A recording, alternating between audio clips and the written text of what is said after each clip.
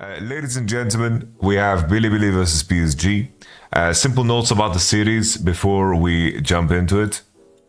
I think that Bilibili, they lost.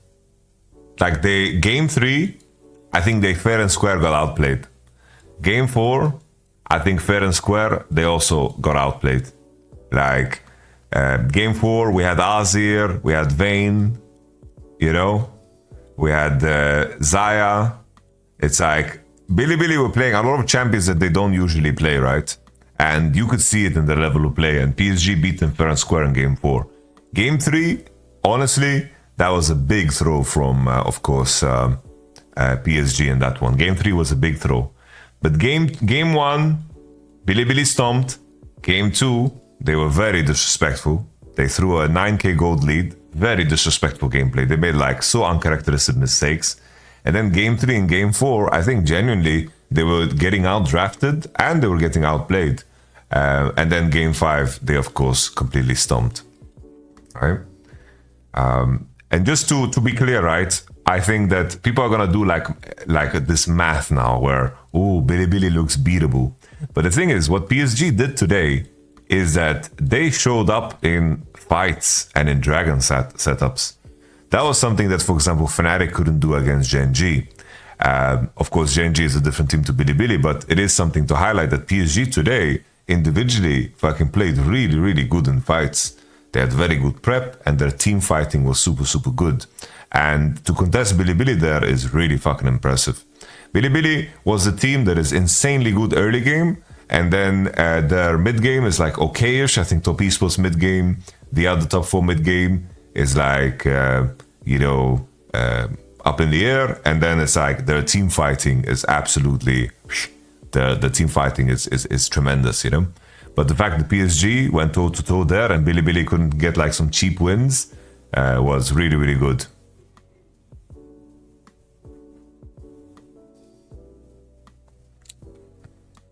It's like there's a world where PSG would win game number 3, of course. PSG win. And then the game 2 was a big throw too. But of course, I don't like doing like that math where you say, wow, PSG could have 3-1 this or Bilibili could have 3-0 this, because you don't know how different the mentality is for both teams. If coming out of game 3, Bilibili is 1-2 down, right? Both PSG will have different mentality and also Bilibili will have different mentality, and the approach to the game would be very, very different. So I just want to highlight that. But okay, let's begin with game number 1. Game number 1, PSG ban Ashe, Vi, and Renekton. I think the Ashe ban makes a lot of sense. Bilibili, we characterize them as, you know, probably the strongest 3v3 bot jungle team in the tournament. Like they win games in the first 5 minutes with how good they play, right? Lane swaps is a good way of distracting that and disturbing that, but you remove Ashe, it makes sense. Vi also, something that's been permabanned. Shun is like the most active Vi from level 3, 4, 5 that I've ever seen. Like Vi is not a scaling champ for him, he's very busy. And then Renekton to target the other homie. We start off the game with basically Bilibili open up all bot laners and PSG do the same. So there's a Kalista, Lucian, Nami, Renata trade, and then the key detail here of course is Ahri. This was Knight's 27th Ahri win in a row. 27 Ahri wins in a row. You don't give him Ahri. You just don't. It really matches well with how Bilibili like to pace their games. Like Bilibili is the ultimate 24-minute Drake Soul team, you know? That's like the ultimate version of Bilibili. And Ahri really fits into that and allows her to, you know, cheat waves on side and so forth. Like he's tremendous on this champ, absolutely tremendous. So he gets it, and the answer is Talia. And already I would say that PSG is quite behind in this one. They ban Xin Zhao and Wukong. The follow-up is like basically the AD jungles that follow up Vi, right? I think Chovy's better. Chovy doesn't play any Ahri recently. He's a great Ahri, but I think that in terms of how Bilibili play as a team, I think Ahri really, really works. He does play Ahri, I'm not saying he doesn't play Ahri, but when's the last time he played Ahri? Like, I know that he played Ahri last year when everybody played Ahri, but Ahri was more of an LPL pick than an LCK pick in spring. I can show you. Like, when's the last time Chovy played Ahri? He played maybe like a game or two. It's like he played 2 games of Ahri. 2 games of Ahri, when were they? We scroll down. Ahri here was against T1 in the regular season. So this was quite some time ago, right? He played it 2 games here. It's like Ahri was not picked a lot. Ahri was not picked a lot in the LCK. So I don't think that's a conversation, you know? Obviously, Chovy plays Ahri. I'm not saying he doesn't. That's not my point. But it is a random thing to bring up, you know? Like here, we're talking about Knight's record.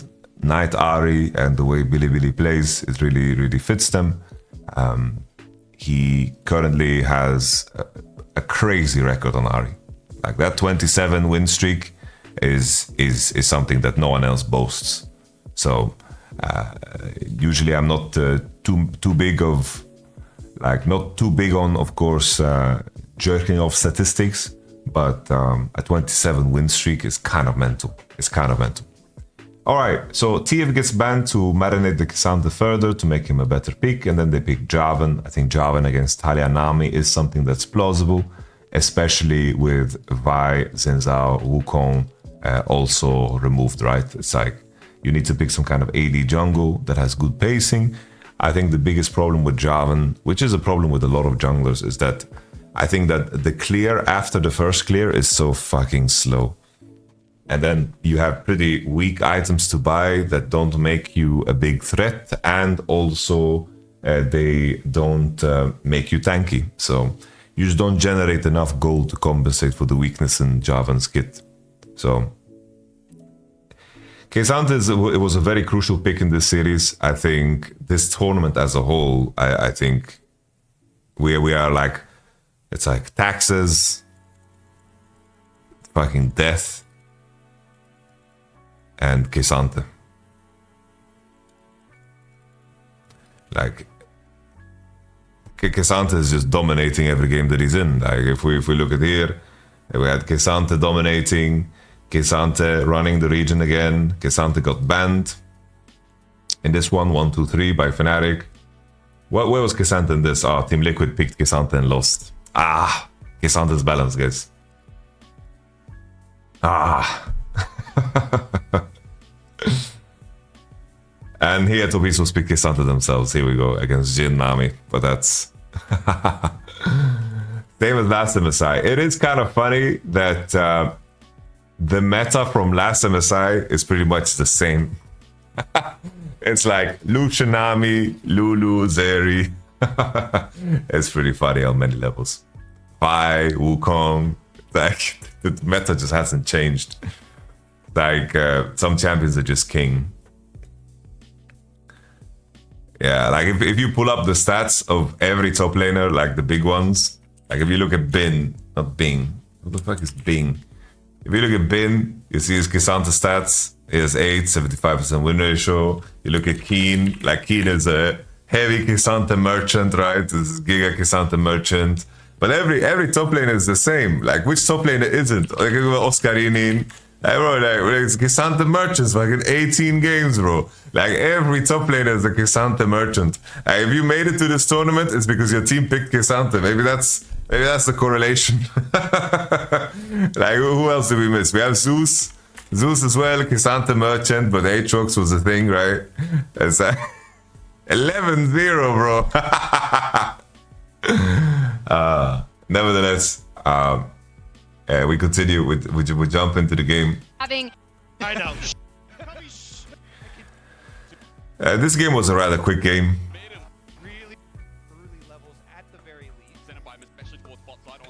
We had a situation here where Azi just refused to TP. So basically, the invading is 2 to make sure the Javan doesn't steal the camps away. But Shun plays it super well. Like, I really like Shun, how he played it here. He gets a smite off, gets level 2 off of the little puppy there. And then Maple just gets trapped here. Want to check here if Knight actually got XP. Oh, so Knight got XP here, level 1 of the sweep, it seems. Where did he get XP, Knight? Oh, Knight got XP bottom side. So they got XP here. They get XP here. And that's why Mr. Ari is already level 2 here on the first wave. And then Maple gets pushed into, of course, the Cassandra channeling W, which is a disaster. And then the Draven got level 2 on Wolves. So already the start is already brutal. Another mistake here from Azi is that when he spots 2 people here, he just doesn't TP bot. Like, he needs to just TP bot. Like, at this point, I think that you TP bot, you catch as much as you can. The enemy team can't dive you 2v1 because you see 2 people. I think that's just a better move.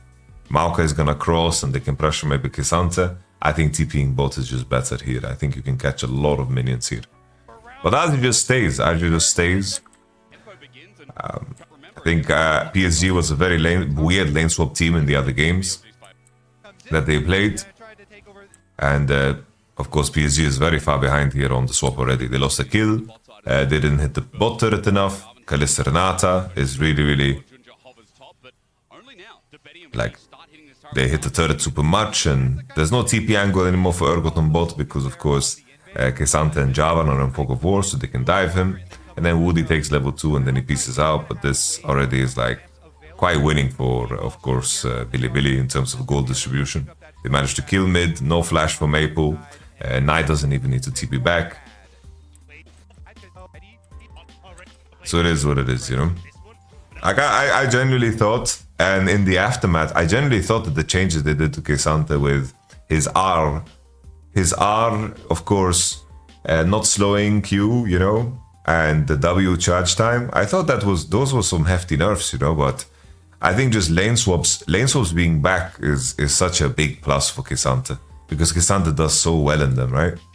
That's a massive plus, because Kesante wasn't being played super much. But then people realize, fuck man, we just need a tank blind pick, like what else do we do?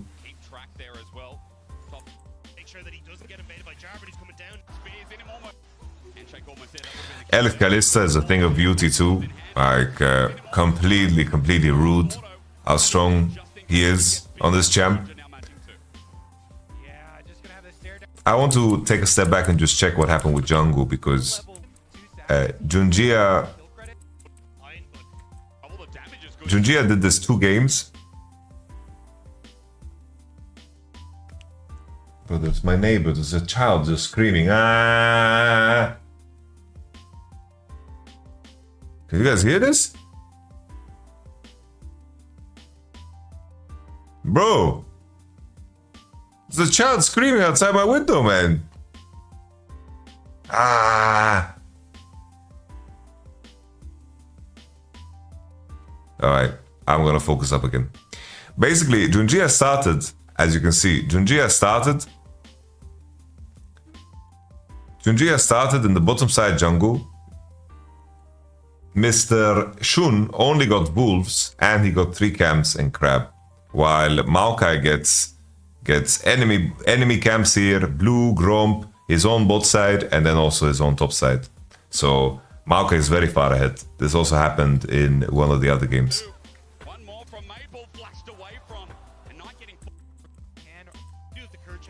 So Knight in super good condition after the kill, of course. Good trade in the bottom side, burning Betty Flash. This just looked like it's gonna be a classic Bilibili series, you know. Everything in their favor. They snowball the game well, they get the first dragon, you know. Classic Bilibili momentum when they play Kalista Renata games with Ari. They invade pressure these camps in sync with the bot waves really well. They pressure dives.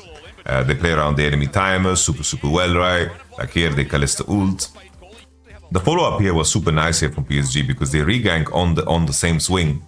I like the fact that Junjia doesn't leave and they look for the regank here, especially after Kalista ult has been used. And then look here on this play here. He W's, and then the Q flash is just tremendous here. Betty also goes deep with the DPS. And maybe if Elk pushes forward, maybe if he pushes forward, maybe they can find lethal here on Junjia to reset the bailout. When Junjia pieces out and they get the 1-for-1, but here, of course, a lot of sums were used and they get the 2-for-1 in the end. Here, I want to highlight a game-losing mistake from Azi. Like, he mistakenly bought Berserker Greaves. There is no tech here, guys. There is no hidden tech. There is nothing. I will just show you guys Lolalytics. There is no hidden tech. There's no hidden interaction. The only attack speed item you're ever gonna buy on this champ is Stride Breaker, and you don't even give a fuck about the attack speed. The interaction with the attack speed is horrible. It was funny because mid-cast, guys, mid-cast, this was 3. It was 1 win, 2 losses. But during the game, someone went into solo queue and played an Urgot game with Berserker Greaves and lost.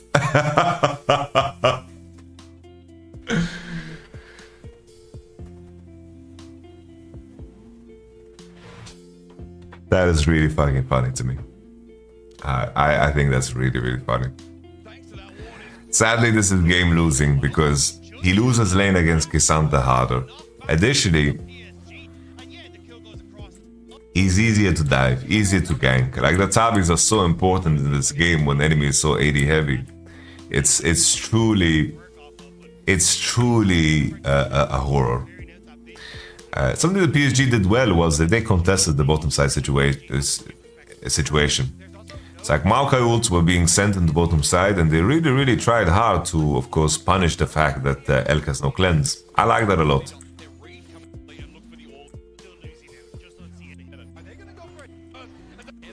Here's the situation. Here's Azi with his Berserker Greaves. He's very squishy. He's very squishy. It's so sad, guys. It's so sad. Here you could already see some signs of disrespect from Bilibili's side. It's like, here they are defending the dive with Knight TP and they made a game-winning play. In this moment, Ari TP's bottom side to defend and Bilibili go for the aggression. Like, already they are winning if they had defended the dive 4v3 and they dove top. Because right now Azi has no TP, right? And Kisanta is getting so many platings because he has 3 grubs. But they are overplaying their hands. And this was the first sign of disrespect, in my opinion.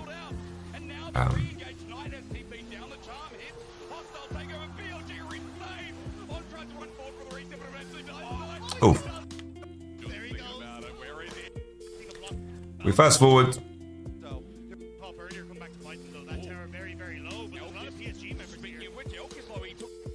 This was absolutely nuts, I think, from Bilibili. I think this highlights how good their skirmishing is here. EQ on the dash of Lucian into R.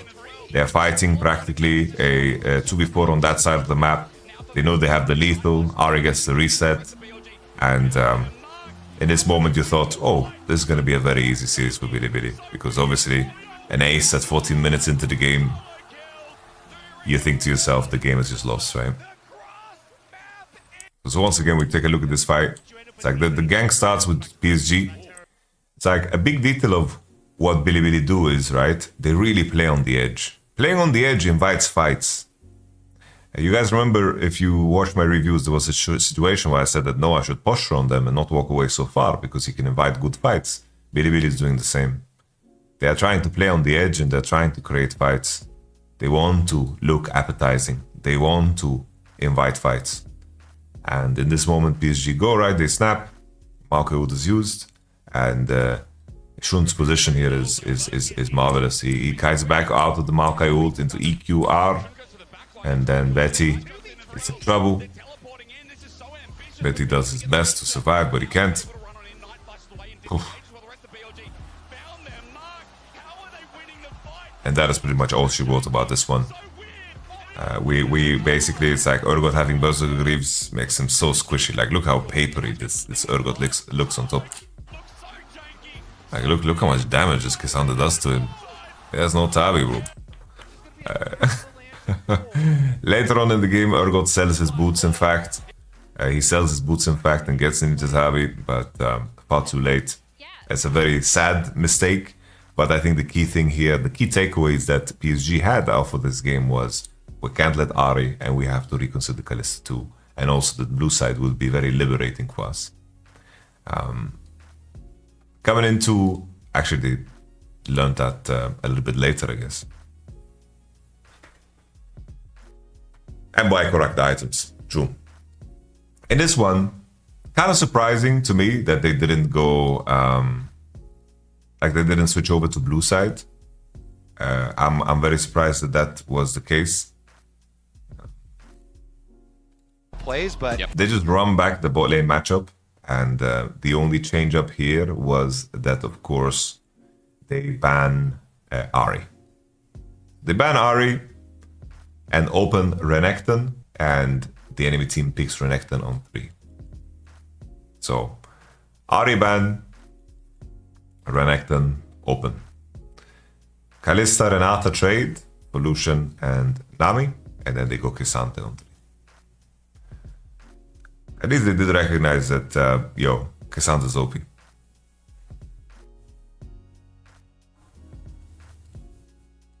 Isn't it grief to go lethality Kalista here? Well, the thing is, I think that buying attack speed Kalista is not gonna help you kill tanks any better. So I think going lethality for the sake of snowballing makes the most sense, in my opinion. The big difference between, like, imagine Kalista bases and she buys Dirk. You compare Dirk to recurve bow plus longsword. It's just so much weaker in terms of power. The issue with Blade of the Ruined King and Ginzu's Rage Blade is that the components are so ass. The components are so ass. Like, absolute terrible are the components. Very, very weak. Now in hindsight, of course, looking at this series, it's like they're picking Renekton because it's on pace with Kalista Renata, but K'Sante obviously was the king of this series, plain and simple. So they ban Ari, and the change-up was that they are going to 5-pick the mid lane, and this is Asol. Maple was one of the first people that was playing the rework Asol over in the LCS when he was in TSM. He did some incredible things, man. He did some incredible things. This game, I think this was a continuity of Bilibili playing disrespectful, especially in this one. Props to PSG, of course, for remaining vigilant and actually actively looking for opportunities, because it does, of course, take 2 to dance. But I think this was still the first 2 games. I think that you saw clear hints of Bilibili playing disrespectful. I think game 3 and 4, PSG competed fair and square. They did fucking good things, and they, through draft, put Bilibili outside of their comfort, right? And I think that's the crucial detail, you know? Very, very good detail and very important takeaway. All right. So in terms of this draft, you have a very polarizing idea here that blue side need to, of course, snowball, which makes that Orianna is a little bit out of place. You know, Orianna gives you some sense of scaling, but it's a good matchup in Darilion Soul. PSG, when I look at this draft, this might be like the combination of 5 champions of like the theoretically strongest champions on the, not necessarily together. I mean, like, without seeing the enemy team, like they have all the studs, you know, Lucian, Nami, you have Aurelion Sol, and K'Sante, and then Maokai. I have one question: why would teams play disrespectfully? What would they get from it? There's no point in it. There's no point. It's like just playing undisciplined and lazy because you feel like you can get away with it. There is nothing abstract or tangible to gain from it. Nothing. It's just that Bilibili, they have a tendency of doing this where they play a little bit too, not lack of prep. It's not being lazy or lack of prep. I just think that they played the first game and they didn't think much of PSG, so they went into the second game with a similar idea, right? Like this game, like I can show you straight up how disrespectful they were. You know, it will be evident. You know, maybe disrespectful is the wrong word, because I think disrespectful is the right word. It's just the enemy didn't think much of their opponent, so they thought they can get away with things being a little bit more loose and having more fun. You know, it's like, it's very common. G2 do the same thing. It's like teams, when they play against weaker opponents, it's like you can get away with more, so you have a little bit more fun with it. That's what it is, you know. And I think that they woke up after this game, and I think that the draft-wise PSG just managed to get really nice edges in game 3 and 4.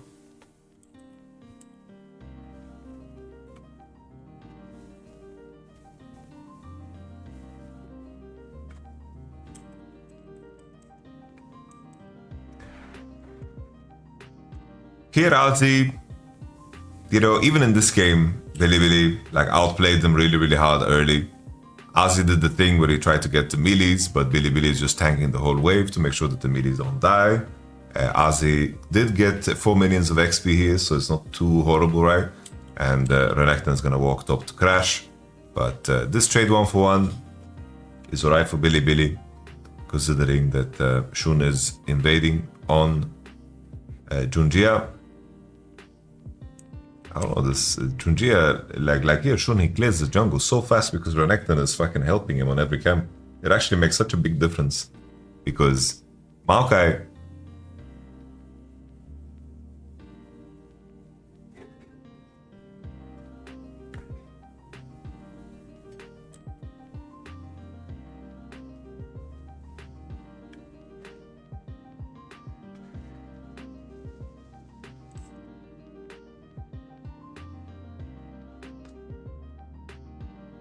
here, the fact that Maokai didn't get a leash from a top laner. Look how fast Jarvan is, bro. Like, he did 3 camps and he's already here.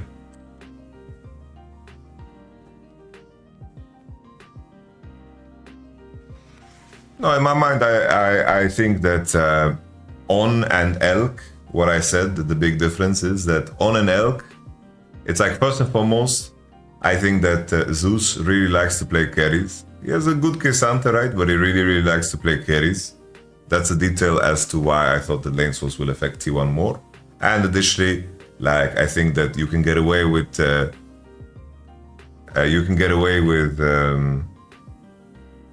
like playing more Raka and more Nautilus. I think these are champions that On is far more comfortable with. Disrespectful is very intangible, right? But let me show you, right? It's like, Bilibili get into a very advantageous position. You have the Lucian dying 1v1. Let's just play out the sequence where Shun crosses into top side to match the Maokai, and Renata's here too. You have fucking Kalista. Kalista, for example, here, what Elk did, right? Like, Elk here gets his base cancelled. Like, here, Elk, he shouldn't push this wave, he should look to base, right? He bases so close, bro. He bases here. What is this base? This is just disrespectful and lazy, yeah? This is disrespectful to me, to base and fucking this bush. And then Elk, he stays. He chooses not to base and stays. For me, that's just like, for what on earth are you doing, you know?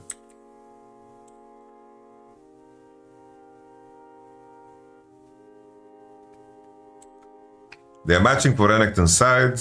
Kalista versus K'Sante on their own. Like even here, Elk, look at Elk bot, right? Here K'Sante bases, he bases, cancels the base, and then for some reason Kalista doesn't finish the recall. He stays in the lane with no HP. And then he gets solo killed. Like Elk for 1 minute straight just is straight up, I don't know, just trolling.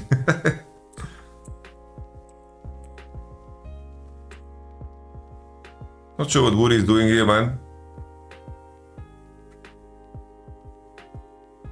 So playing disrespected, like driven by greed. No, it's just like playing way too undisciplined, playing very loose. You will see a stark comparison in how they are playing in Game 5. Very, very big comparison. They like let go of kills that might be free just to get the guaranteed wins. Still play really fucking good and with a high ceiling, but they don't chase as many kills as they could, you know, as an example. Oh, this is so dry, no? This flash here is crazy. It's like the flash needs to be exactly the same timer, otherwise you don't get this auto off on the dash. It's very close.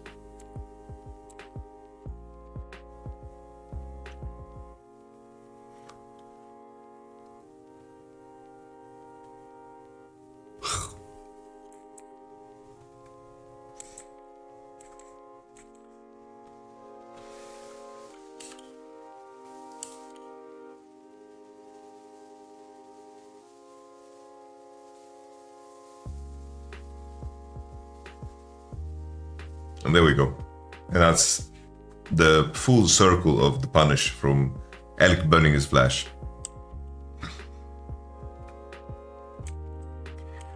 I wonder here if at this point, you know, like just the lane assignment is just so strange. It's like, I think they can't dive K'Sante, which is fair, to be honest. So they don't want to play on Kalista's side. And as long as this is the lane assignment, like looking from before, like here, Renekton base is late, so Kalista needs to rush bot to catch. I don't think there is an elegant solution to the lane assignment. The only question is if they can use Orianna somehow. Because Orianna needs to base here. If Orianna bases and TP's bot to catch and Kalista omens on mid, then they can actually match lanes. And maybe that's the best solution here for Bilibili. To just send Orianna into bot after base.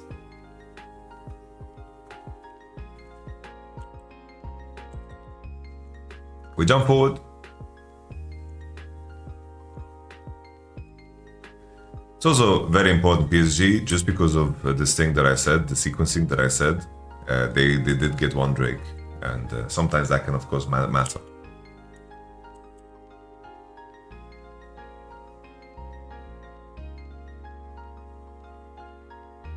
Whenever they're matched, like Elk is fucking floating on this lethality Kalista, which is gorgeous of course.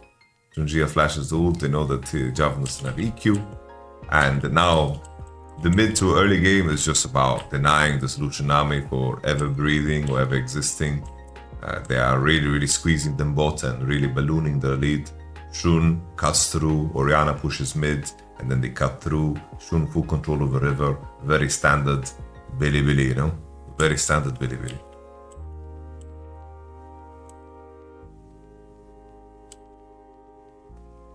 Here, very sad for PSG that they didn't clear this ping.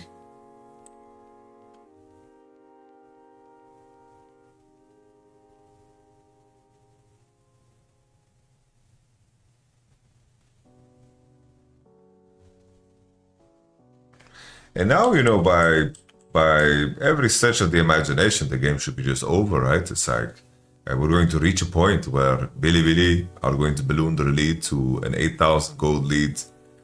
The extension of it. Let's just take a look at how all of these throws begin, you know? All these throws begin. So now to accelerate the game, the idea for Bilibili should be to push the mid wave. If the enemy shows on tier 2 or they push forward, you just take over this space, you cut early and soul off, You make the waves crash on top, and then you begin to hit Nash because you have Kalista, and you can turn very easily. Another sign of disrespect. Look at that Magi buy. What is that, man? There was an interview with Knight where he was asked, how do you decide if you buy Magi or not? He said, I buy Magi when I think I'm much better than the enemy. That's I'm paraphrasing, but that's pretty much what he said. That's another sign. Knight always buys Magi though. Not always. That's not true.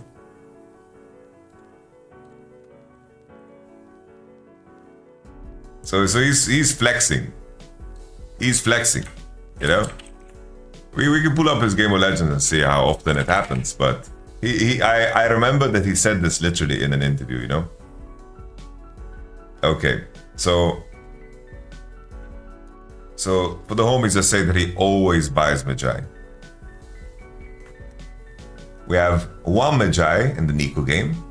Magi and Ahri. I think on Ahri it makes a lot of sense, right? So basically in the Orianna game, keep in mind he bought Magi and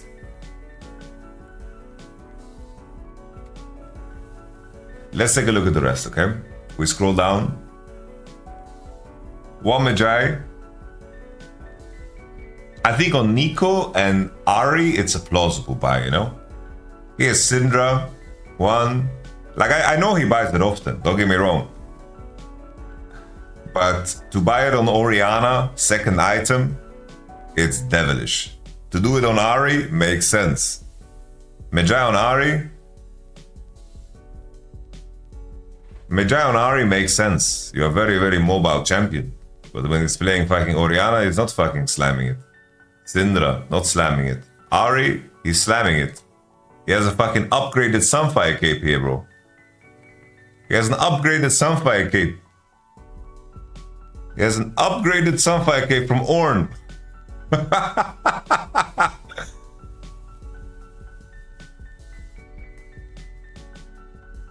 And then you see, like, in these games where he's playing mages, he doesn't buy it. You know, here there's one. But that's once again, it's fucking... Oh, that's an Orianna. So every game is an overstatement. If you tell me that, oh, he's the player that buys it the most, sure. But it is, let's be honest here, it's a fucking int buy. This is really, really bad. It's a 2-stack Dark Seal buy.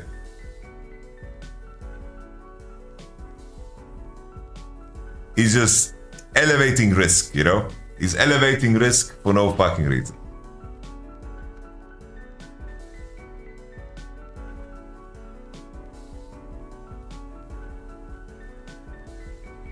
So he's just throwing, you know, like I already at this point, there was a moment, like Renekton got solo killed by K'Sante, by the way, with the massive XP lead because he took plating. Like, if they play correct, it should be over. Yes. But he elevates risk for no reason, right? It's like showing your ass to a lion that is in a cage. And what if the fucking lock breaks?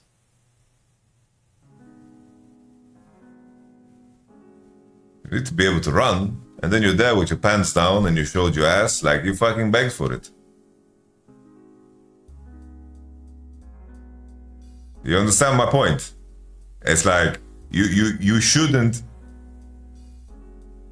Yeah, but is there any reason to say is at any risk on that state of the game? Of course.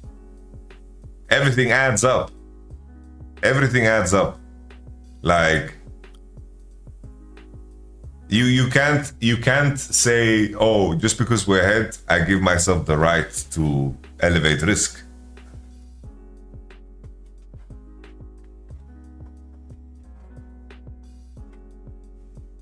You guys are so fucking weird. This guy is getting eaten by the lion, not fucked by the lion.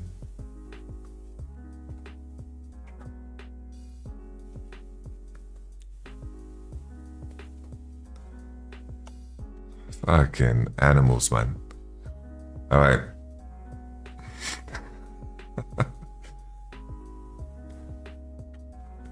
All right. So this moment, they crashed the mid wave. You know, aesthetically, this doesn't look like a crazy bad play, right? It just doesn't. They are CCing two people. Lucian Nami is disconnected. And Aurelion Sol can connect, right? It doesn't look like a bad play, in my opinion, right? It looked like another fight where the enemy is TPing in, but you use a lot of tools here on a very tanky frontline. That's why the Renekton, like the K'Sante getting kills, getting that solo kill on Renekton, like K'Sante being in such good conditions really matters for this game, you know? Because there is no comeback if there is no realistic way for you to kill the enemy, right? And K'Sante really gives that. In this moment, Azi, so keep in mind this is a Q and of course a Renata ult out. And they managed to find the turn. Then TP's in because he couldn't TP in earlier, and yet at this point, like this Orianna does nothing. Like this Orianna does nothing, ults into fucking K'Sante W, and all of a sudden the fucking comeback begins. And you know, keep in mind, as a blue side, their draft needs to be ahead. The draft needs to be ahead. Red side scales way better, way better. But this mistake here, like this fight here, like based on the fact that how weak Orianna is and what they've given to Azi to lead up to this point, is not good. You know, it's really not good. Because look, it's like K'Sante's ahead. K'Sante's fucking ahead. 4-2-2, man. K'Sante's ahead and he's on 2 items. And when you have an Orianna buying Magi, the lethality fucking Kalista and Javan and the Renek are not gonna do fucking damage to the game. We continue. So in hindsight here, right, it's like you need to play around your item spikes a little bit more. I do think that this is not like super egregious because it's like looking to trap the enemy and looking to fight when you're this far ahead and Lucian's on mid-wave. I think it makes kind of sense. Maybe Renekton could just TP earlier. Renekton could TP right now, like on the moment of the combo and just TP. Like Renekton TPs, like could TP maybe 2-3 seconds earlier. And then of course Maple legit is just way more useful than Orianna because he bought Magi.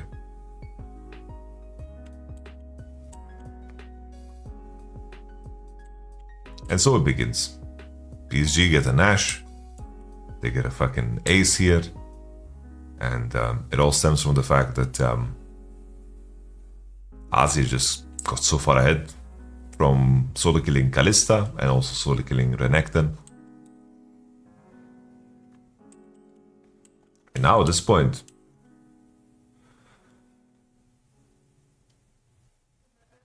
not sure what the plan here was from Knight. Like Knight is just playing Giga Greedy. He gets flashed on, has flash too, and then he flashes as well on his death. Ugh. That's very bad. Very bad.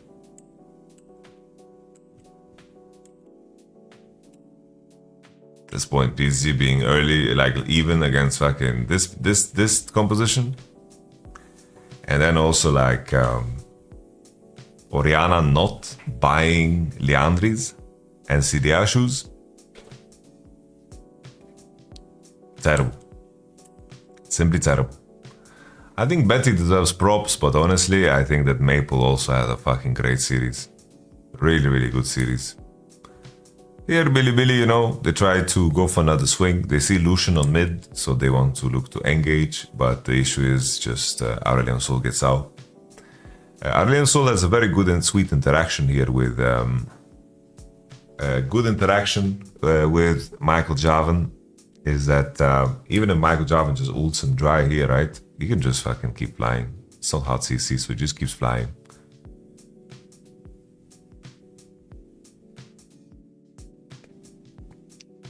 Lucian is not even connected here, but the champion quality, there's just such a big gap. Like Renekton and Jarvan are not a real front line in comparison to Maokai Kisante, and the damage output Lucian Aurelion Sol just wins so hard, especially when Orianna buys a Magi, man. And now she sells it, but far too late. This is an interesting move here from Shun, just looking for an engage, right? He's just trading sums with Betty. I think it's just a question of trying to create some imbalances, but like their champ quality is just really, really bad. The final thing I want to show here is just the Maple Drift. The Maple Drift is so nice. Look at the Maple Drift here. So basically, Bilibili is just posturing on the mid turret. They have 3. They have TP on no one actually. Renekton is on top wave. Look at the Maple move here. Look at Maple here. I really like this move. The PSG have really, really good team fighting, and I think that's what made Bilibili not allowed to just fucking get away with shit, you know? If you do Archangel Leandri, doesn't Ori have a lack of damage? No, he lacks damage now because he needs to kill the front lines. But with the crucial mistake of losing Nash and getting Ace there in the jungle,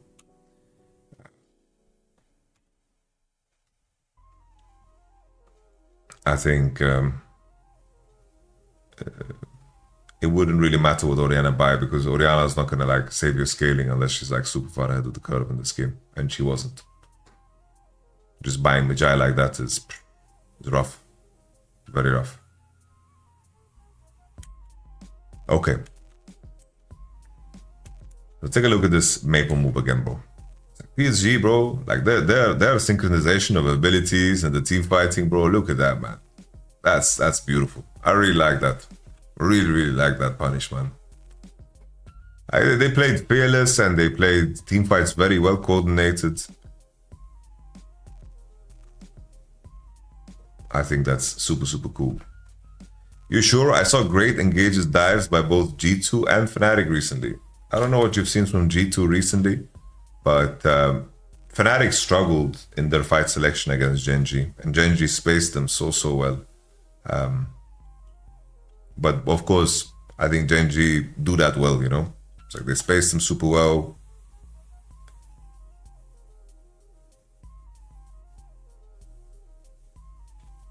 No, I understand that you are answering him,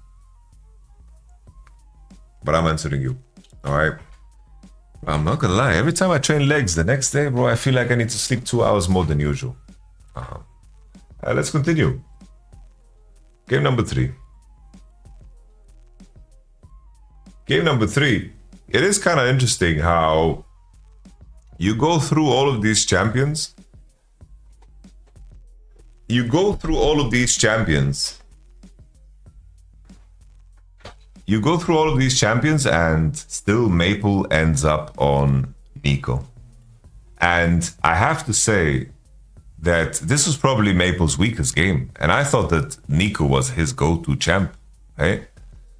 It's like, the way I viewed PSG was that they needed like engage on mid lane. That's where Maple played best with Aso Poke Pick, you know? And then they like pick lanes where Junjia can farm as much as possible. And then they just look for 5-5s on objectives. Because that's basically how every single game in the PCS looked like. Like legit every single game in the PCS looked like that. But what was so cool about PSG today, I think that they contested 3v3, bottom side, and they did that well. And they contested Bilibili on their fights, you know?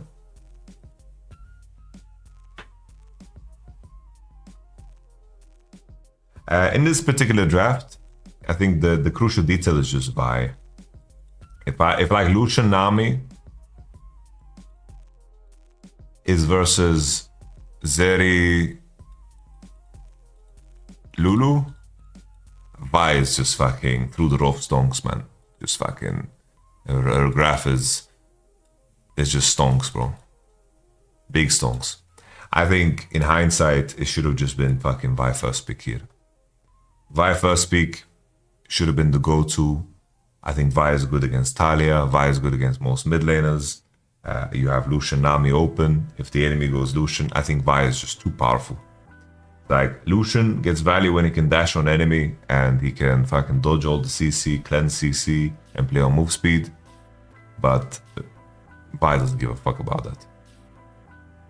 Vi is it's basically MSI meta. This draft here that we see on the screen, besides fucking Urgot, is full-on draft from MSI last year, right? All of spring was basically this draft. Vi is still a Giga OP, and the issue is that Wukong doesn't have fucking Divine Sunderer. Like, Wukong is not the same champ. It's just not the same champ. Do you think Rakan is still the answer for Vi? It's like, Xayah can be fine into Vi, of course, but playing Rakan against Vi is not comfortable. Vi will find other targets. Like, Vi can ult mid laners, he can ult junglers, can ult the Rakan too, and you'll be playing Xayah Rakan against Lucian Nami. So that's hard either way, right? So that's a trade-off.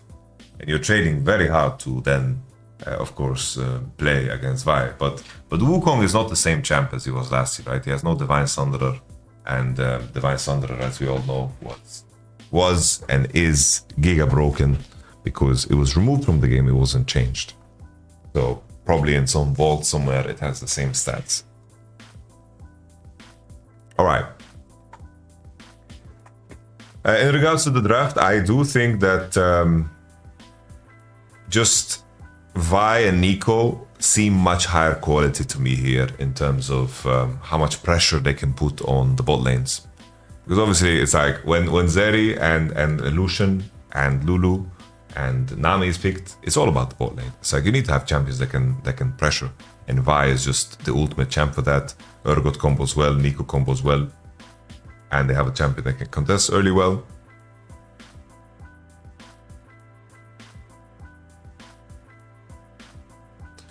I think that this is solid stuff. The Urgot pick killed draft for me. The Cassandra is so much better. I think that Urgot is fine to play here. I think Urgot is fine to play. When you have so much engage in Vi and Nico, I think that you can play it. Like maybe you can do something like Zac, but I think that Urgot is perfectly fine. I think when you have Urgot and you have Vi on your team, I think that's solid stuff. The only thing that really I remember from this game was the engages.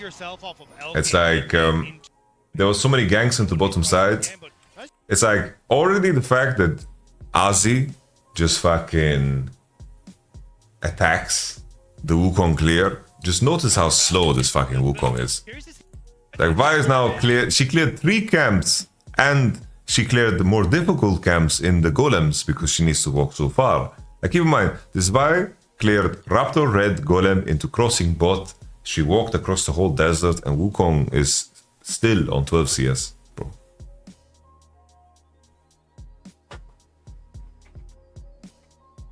And something that PSG did so well, bro, they are contesting the bot. I think maybe there was an opportunity here for Woody to actually flash on Elk, to trade sums. And Junji is here first on the bottom side. Wukong drops his chickens and wastes a lot of time. I just wanted to highlight how slow this Wukong is because this Vi is going to have so many timers, so many more timers than Shun to actually fight back. Vi gets bottom side Crab as well. Elk with the movement, look at that fucking smurf movement there from Elk, bro. The little cheeky move and the sidestep, loses no HP. I like that, man. I like to see that shit real time. Start up there for Junjia. Meanwhile, slight visit for Shun will be seen. They're really about, but here is the wave crashes in. Still something to think to build up. Fireworks continue bottom. They really do. Yeah, this is a very good trade from PSG again, but actually this favors the Lucian Nami side because of course they're gonna heal up any damage with W of Nami. Move in towards another scrap. Woody stepping up. Area, he gets polymorph for a bit. Mayfield thinking about walking down now that he's level 6. Yeah. You know, the key thing is like from before, like there's already sums used and you have a Wukong that clears very slow. It's like Wukong's on 36 CS and is basing. Vire's already in base and opening on the map, so she's quicker. But also Nico's pushing mid against Talia, so any volatility in bot, which will be volatile because it's Nami versus Lulu, is that, you know, Nico has turns. Just here, of course, Maple kind of runs it down. He kind of fucks up his combo. Bro played as if he has Proto Belt.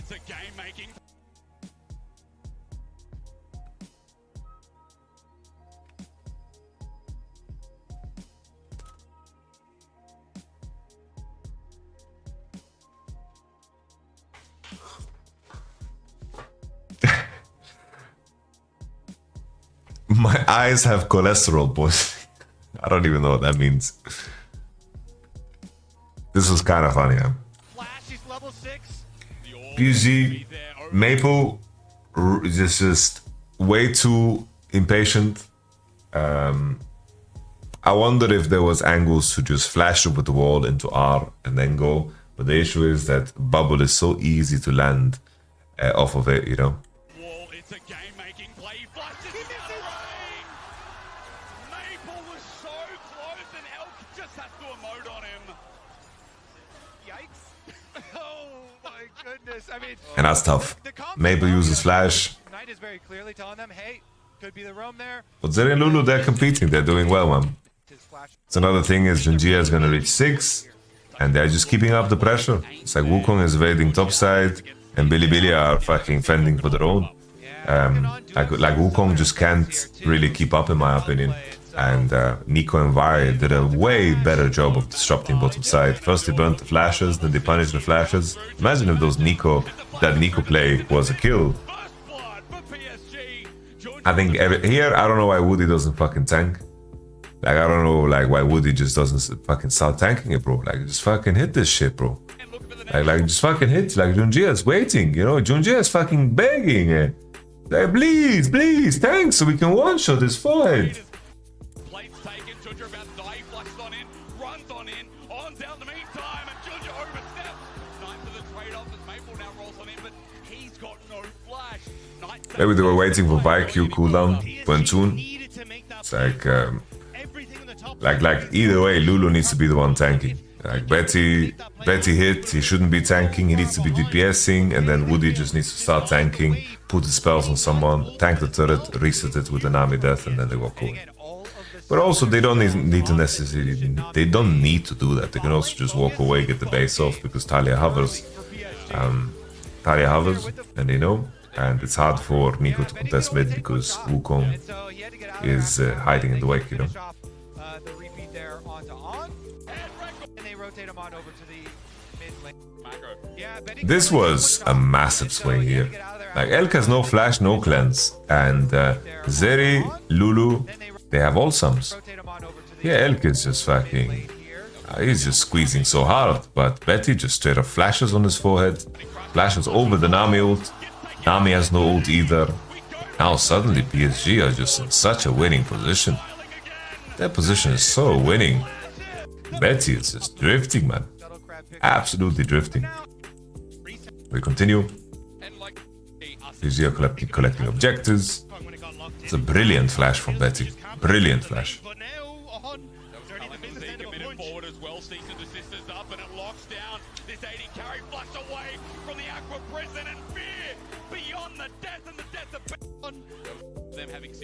Not sure here as well.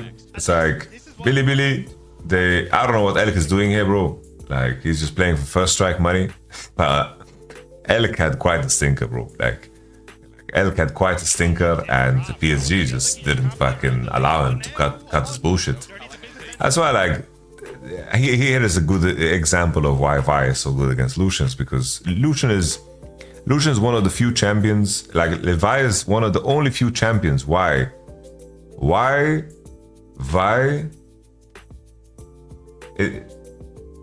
I will just start over. I don't know what the fuck I'm saying. Vi is just broken because she can break almost every champion in the game, you know? Vi is only one, like, Vi counters move speed, counter the dash, she just latches onto you. You need to be untargetable. How many fucking champions are untargetable in the game? It's like Lissandra, Fizz, Echo, fucking Zaya. Like, untargetable is a very, very uncommon, like, a very, very uncommon ability to have, you know? So great against mid laners, great against fucking AD carries too. It's just having CC the lashes on like that is giga broken. You don't have a massive lead on mid lane. This is a big position for PSG to come into game 3 as. It might be caught out as well. Someone said that Elk always plays like this, Lucian, man. No, he doesn't. It's like there's a nuance to getting value and getting punished, you know? There's a nuance in between. Like, he's definitely a squeezer, but the one on mid when he has no sums, that's just int. Yeah, they're gonna get that objective. And I really like PSG just fucking, yo, fuck this guy, man. What's he doing? We just fight, we have ults, we should fight, you know? I always get trolled, you know? I get trolled for Vi first pick. I get trolled for Vi first pick. I get flamed for Vi first pick, but it turns out, you know, wow. Yamato just understands champs. I get fucking flamed for playing Lucian Army. Oh, it turns out just fucking Yamato understands what is important in the flow of the game. It's hilarious. It's hilarious, but I feel good knowing that history will redeem me, you know? Finally a good draft, they say. And you could always rely on him for team fighting, like last game, and especially On top side, Maple needs to be very careful underneath this tower that he doesn't fall, but he's not doing and he's not this bottom side, although as that's because of how far ahead Betty is. And as you start to lean towards Dragon This is also a very standard move here. Like, they are clearing the vision. They're clearing the vision. They're chilling. Oh, look at the Zeri, bro. Look at the Zeri and the Lulu and the Vi, bro. They take no shit. I love this from Betty, man. How base is this, man? They're defending their whole side. Maple is TPing from fucking behind. Well, this is fucking good shit from PSG, man. This is good shit from PSG. It's like, I do think that there was a lot of things that Bilibili did wrong, but they dance with the devil, you know, and they just fucking slam them. They go. I think Maple could have kept Flash here. Actually, he did keep Flash. There's the other one that he doesn't keep Flash. And legit, PSG shout out to Brazil 7-1. Like, this game is just fucking completely over. PSG have sold point. They have scaled super well. You have the Herald going. Yeah, I was thinking if there's maybe more that they can do. I think just Maple is just too out of position. Because Wukong is being a little bit of a psychopath here. It's just that Vi doesn't have ult, you know? Vi doesn't have ult, so Bilibili is really squeezing, but I don't know if Bilibili is fucking aware. It could be a question of also Betty just not basing. Like, Betty didn't base. So it's like, Betty didn't base after Drake, like he should be basing right now, right? And then they just stay and they drop the Herald. Because as you can see, like, Betty has the same items, but in reality I think he has PD and base. So Bilibili is really squeezing them, you know? Really squeezing them. So no Viol, no Zeri item, he had PD and base. Is the Ergo pick, it doesn't do much, I don't know.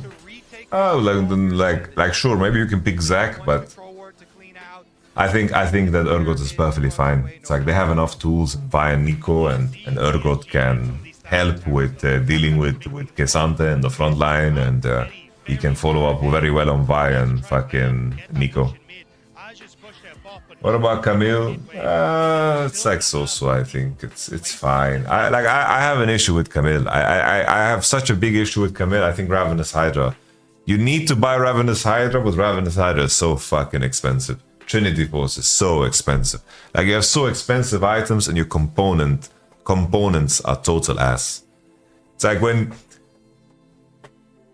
you have like an Urgot who buys, let's say, like a pickaxe and a tunneler. He gets HP, gets AD, has some good components. And then you have Camille, fucking Tiamat, spending money on Tiamat. Like, Tiamat's the biggest scam item. It's such a scam item. I don't know, when you have Tiamat in your base, My lord, Tiamat is just a piece of shit, I think. BLG. You want to give up next dragon?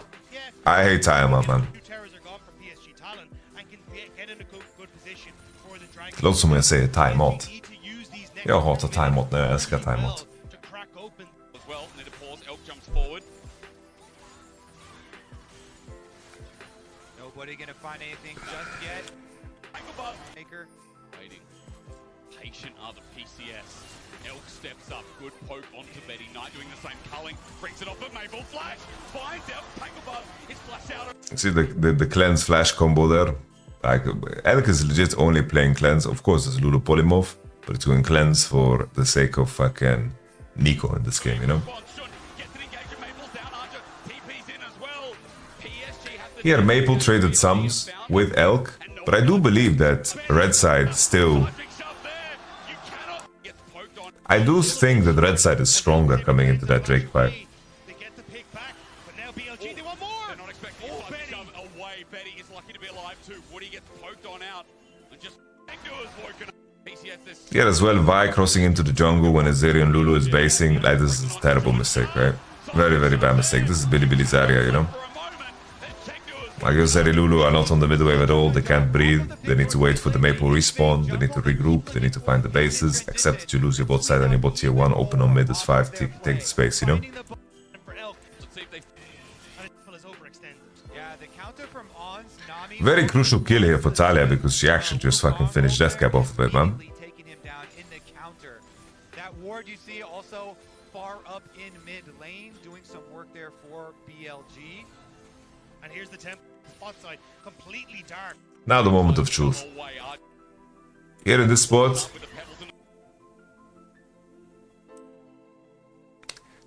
I don't think Junjia's idea is bad. He just fails mechanically.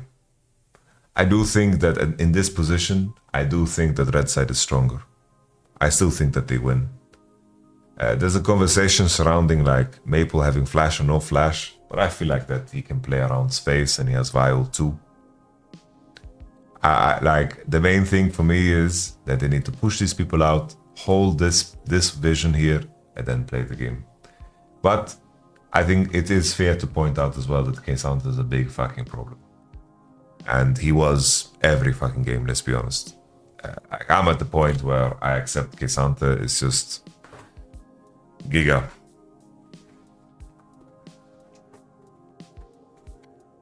I appreciate that, 81 blunts per day. That's a sick name.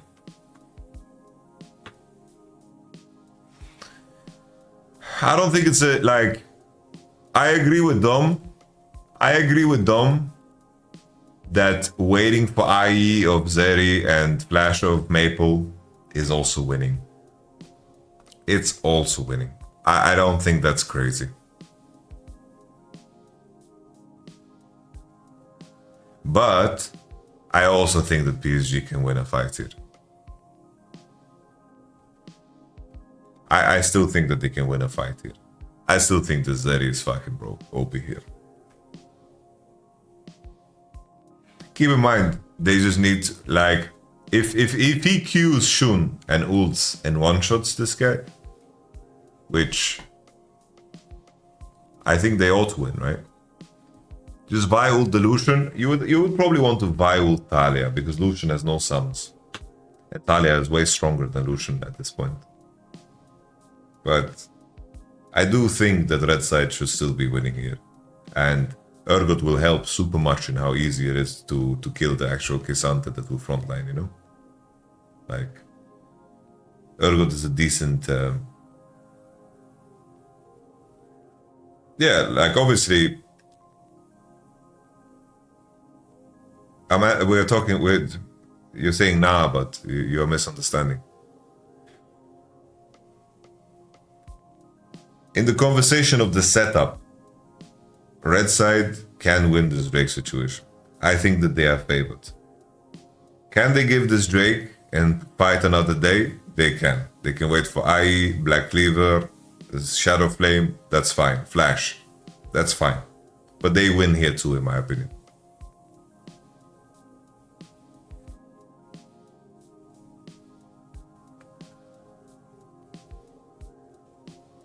It's harder to follow up on Talia by ult because of Talia E, but Talia E exists too if you don't ult her.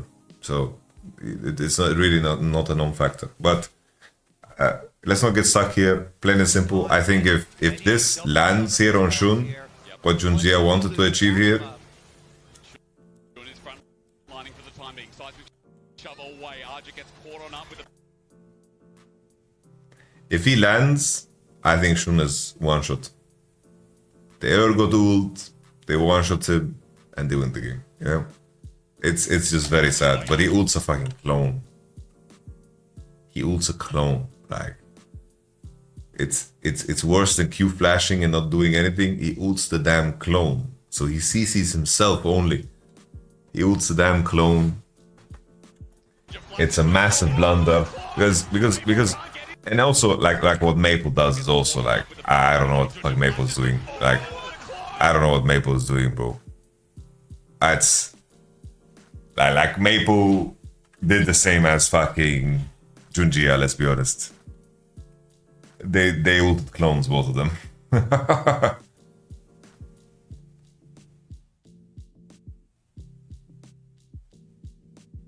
Was it PSG good or BLG bad? Both.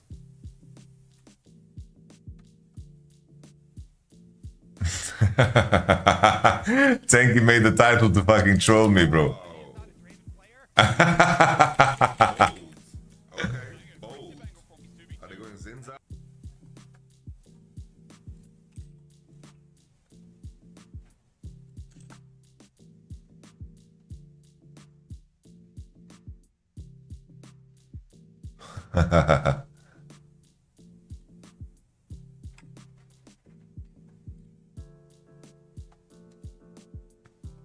Fuck it. I will tank it. People will flame me for the title, but I will tank it. I accept it. Especially after me calling out the tankster.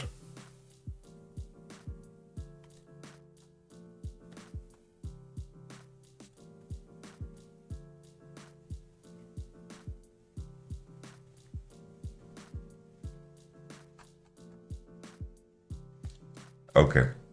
Let's continue the review. Free engagement indeed. Maple can't get in, he's ulted, nothing. No flash on the Nico hurt to the side, but shove is gorgeous. PSG is only one mistake. BLG is there waiting. As Betty gets in the back line, the wall growth. Look how close the fucking fight is, man. Like Knight had to pull out some beautiful W's to win this one even. Especially the last one on Betty. It's like, look how strong Betty is, man. I think for sure they could have won this fight if they played it good, you know. It's just two champions became giga useless.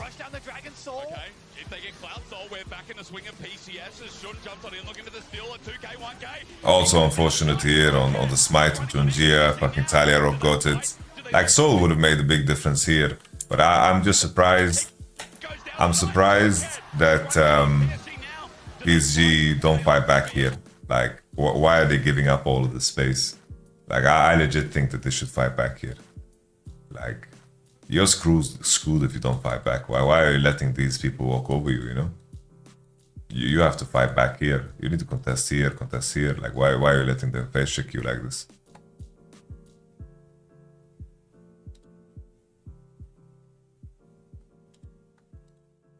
Window as Betty runs forward again. This Zeri is everything here as Cullen comes through. Junja is the new target. He's running away. The Vine needs to be healed up. But Redemption does it. But Shun's in. Cyclone again. Backline. They're all together. Faithful too late. Who was the best player in Bilibili vs PSG series? Kesante. I think Kesante was the best player. I called them resilient. I called the PCS a surprise, but BLG, you can never doubt them. The aggression continues. Big run forward.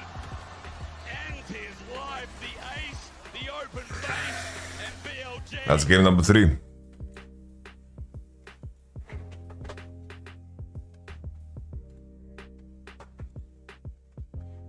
Alright, game number 4.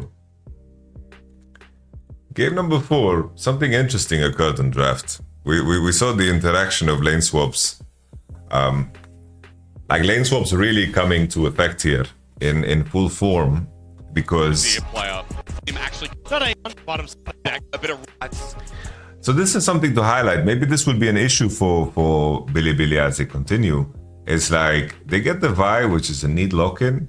They traded for the Talia first pick with Ari out, which is, you know, a trade. It's like both teams now, they love Talia. They remove the Talia. There's no Ari for combo with Vi. It's a trade-off, right? Fair play, cool. It is what it is. Something to highlight here, though, with the Lucian Varos bans is Bilibili, they lock in Vayne because enemy has Ashe Ezreal and they have Zahrakan.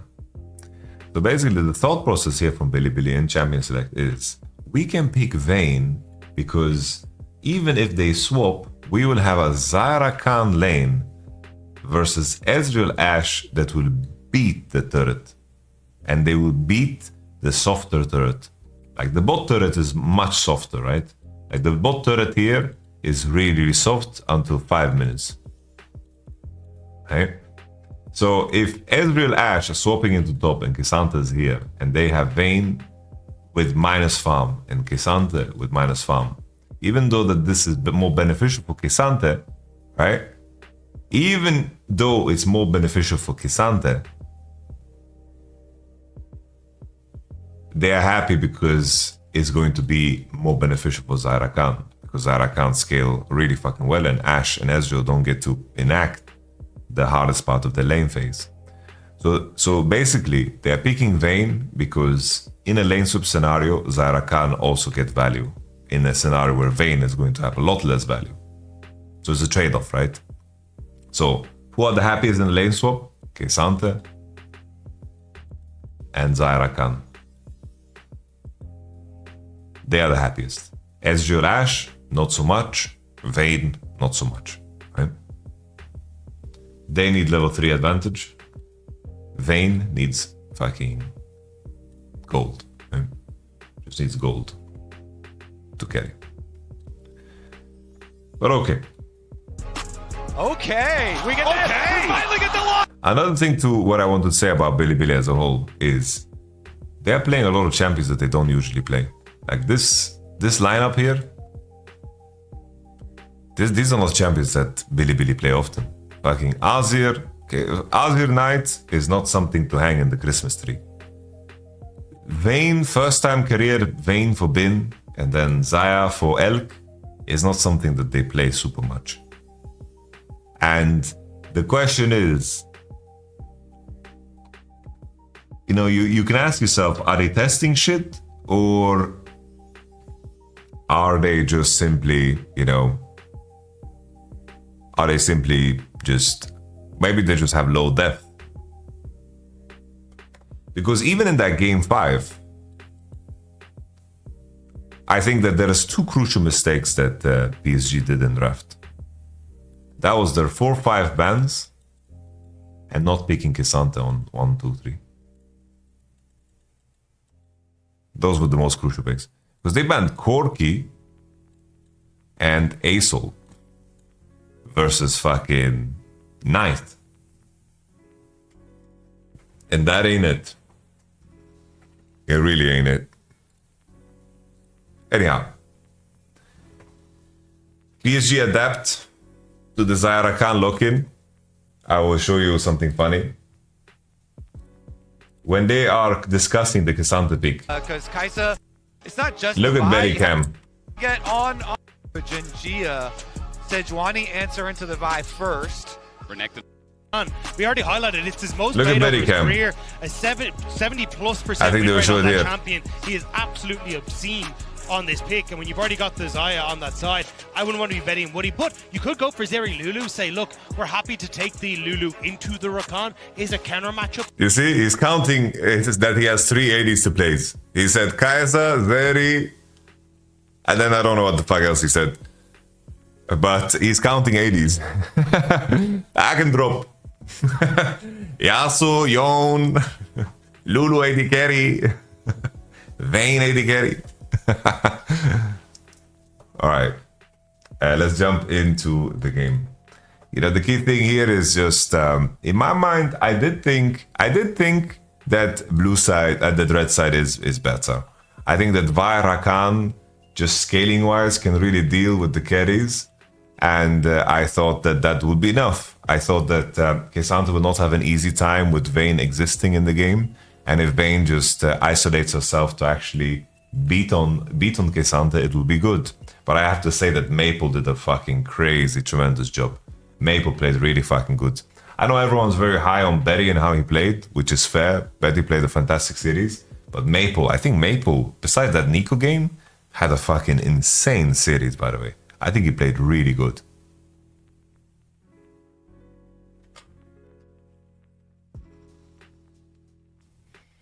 Betty are there, as you said.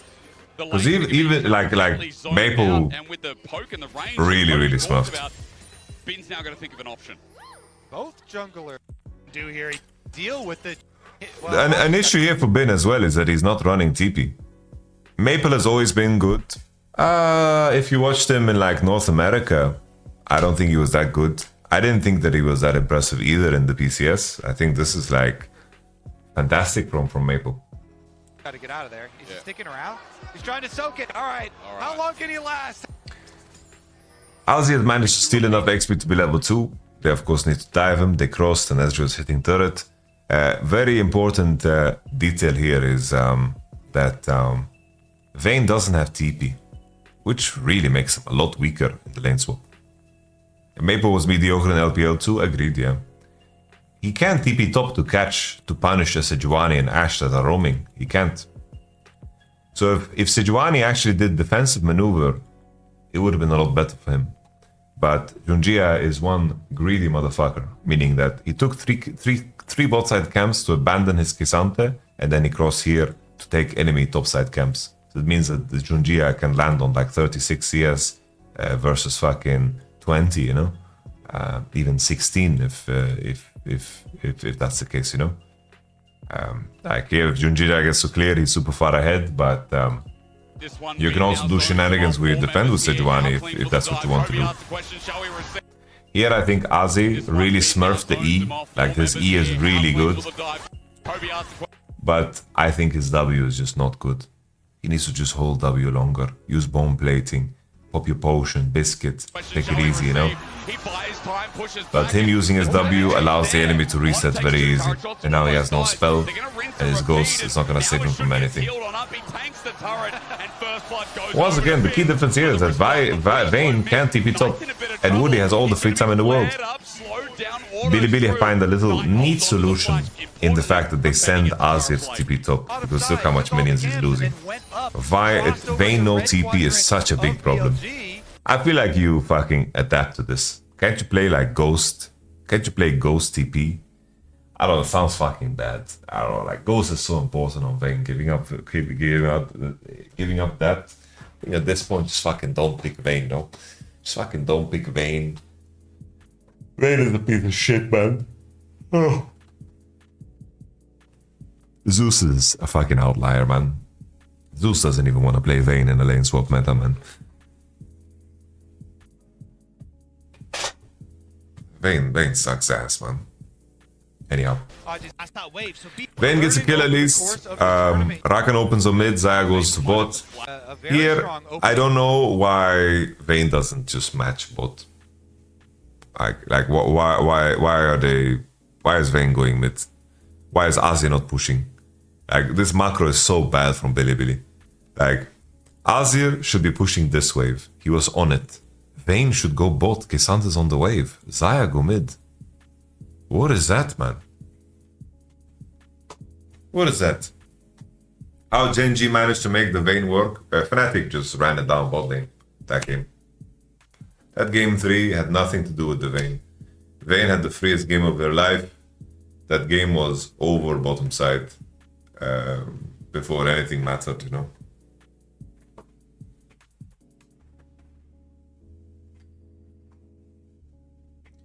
Like Vayne just match K'Sante. Zahrakan open mid to catch this. Azir push top. Why is he not pushing top? I really don't understand. This is like such a big blunder. Now Vayne is opening mid. They find the gank, but Maple survives. Oh yeah, close to tower there, trying to get some chunks. And here Vayne Right again now, they had the reset is coming against out too, and Woody Ezreal. walking up, looking for some extra punishment, but Maple no flash now on mid. Do you remember in game one? I'm not sure. I think Jizuki pointed this out while we were watching live, and I think that Jizuki is right. So yes, more tower plating spot, but I thought that they had to reopen both because they saw Ash bot. Woody down on this bottom side to make sure Aja can get this massive. But they don't need to. BLG, they lose out on the They don't need to. Jizuki was right. Azir should push top all the way. And then ZahiraKhan should just go mid and Vayne go bot.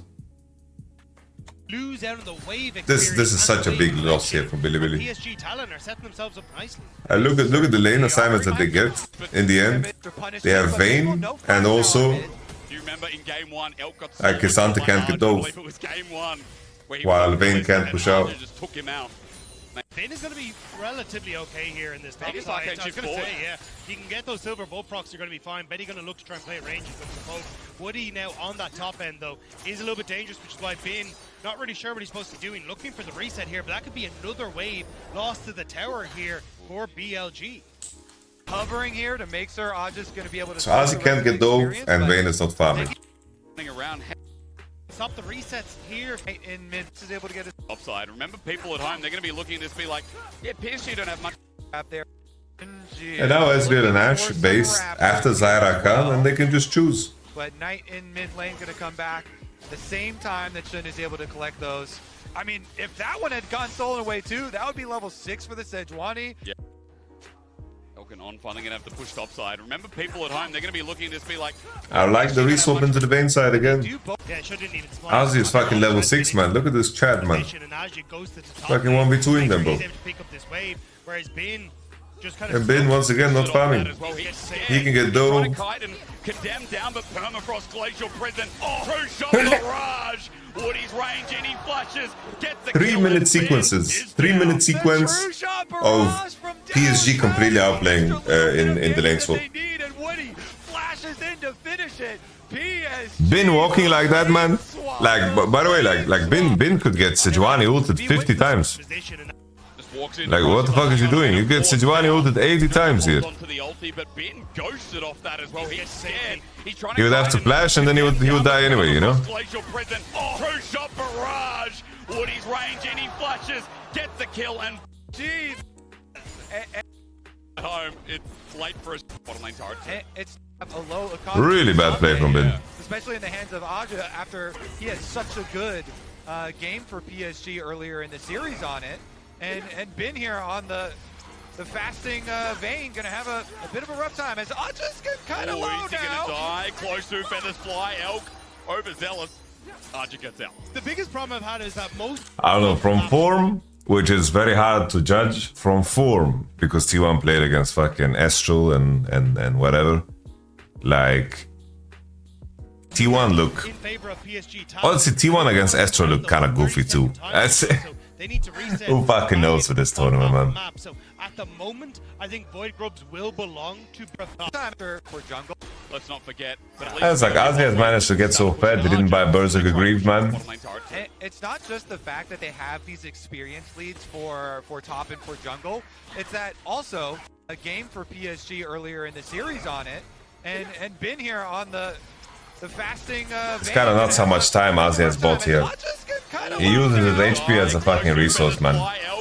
I think Elk should have probably flashed to kill him. The biggest problem I've had is that most of my games I've seen a low economy Vayne top, and I feel like I'm getting to see a very similar story here. As now, Terrors will be come back into this bottom half of the map. It's good moves from Ozzy though to, of course, secure first turret, as the chatter mentioned. PSG very good in this game number 4. But still, you know, it's like Azir has good farm, everything is chill. And now he'll National disappointment. DLC. Cancelled, he's interrupted. Junja looks for the permafrost, the arrow, the ulti as well. He flashes out, but that's 2 ultis. I mean, that. I want to find the next like sequence here. Here, I don't know why. I don't know what happened here to Knight. Yeah, I really don't get what Knight is doing. Like Knight is so far ahead of the curve, but when you're far ahead of the curve, stay ahead of the curve. Keep farming. Farm begets farm, become stronger, grow, scale. Get your Leandris 1v9 this fucking game. Permafrost But look is at the there, map really open here from well-timed. Knight. The arrow off of What Paul on down the earth sector. is Knight doing? Before, and because of This that, was BLG won't walk astonishing through to the watch. hill. Another objective for PSG. Knight crosses through mid, which is natural. But then he commits all the way. Where's Knight going? Talia just already started pushing bot. I mean, he is. Now he's channeling base, and now he goes. What is Azir doing here?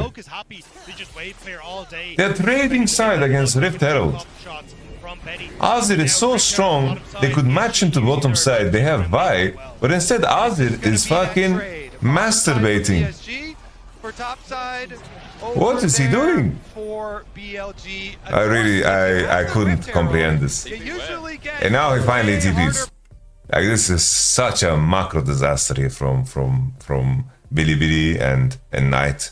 You know, Knight crosses into top side to pressure dive, and they trade side against Rift Herald when you are so much stronger and you should match. I don't like that at all, man. Push.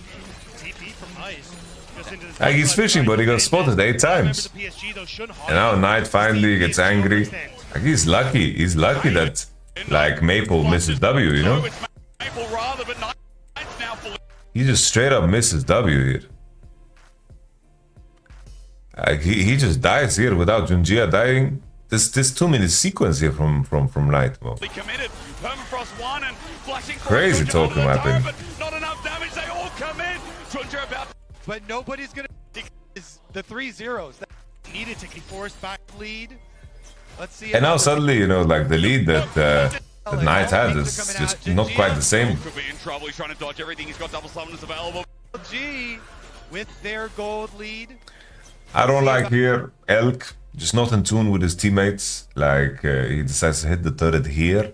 Like, Vi and Azir are not hovering for him, they are hovering for the deeper top wave. I don't like the fact that he's hitting the turret here, it's just way too greedy. I really like the pathing here from Azir, where he crosses through and finds a way to undermine Elk. Let's see about the mid. Because they don't have vision around mid. It's like On just came out of base, you know? Like, you can't hit the turret like this. This is just plain greedy. Like, Elk plays is mechanically good, but it's like it's just so much risks. Fly out, but Elk still targeted, and look at this Cassandra. Pings are coming out. Cassandra at some point just needed to W out, right? He's got double summoners available, but it's a full collapse. He doesn't need to R. Fly out, but Elk Like here, if he W's out, it's all cool and all chill, right? targeted, and look at this Cassandra, but he commits, he goes forward, and That's just a mistake on Azir's side. what a chat. That's solo lane. And now for the fighting montage. Flash available. The sequences that That gave is the danger all zone. PSG fans out there hope. Ultimate. There, Shun doesn't pull the trigger yet. Remember, Bin is now here. Quill slow. And on off on PSG got an advantage from that. It was kind of Here as well, I don't know why Knight is just not allowing himself to push top. Like, he crosses into mid, True shot Rice still hurts like hell, but maybe. but he should just be farming. He does golems, doesn't push top. I don't know why he doesn't push top. Like, he has 2 items, he has all the time in the world to push top. Why does he need to be on this mid wave? I feel like he was kind of obsessed with being on mid wave. The sequence after, I kind of understand him though, because the moment he pieces out, look at On.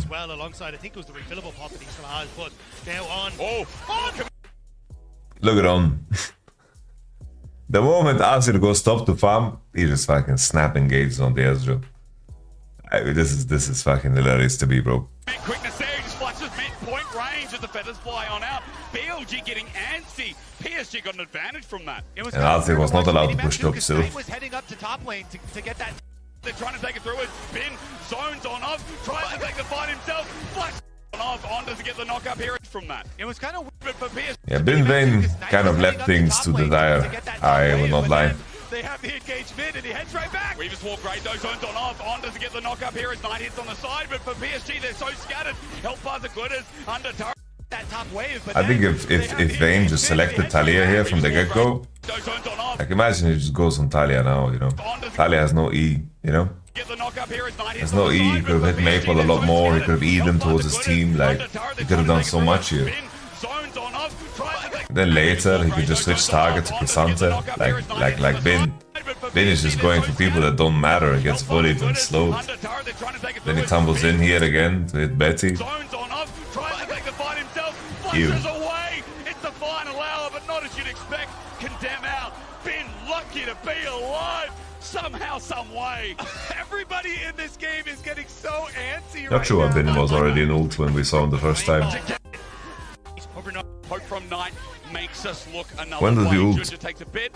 We disengage. The Gleaming Quill slowly but surely heating up Elka as well alongside, I think it was the refill. Range as the feathers fly on out.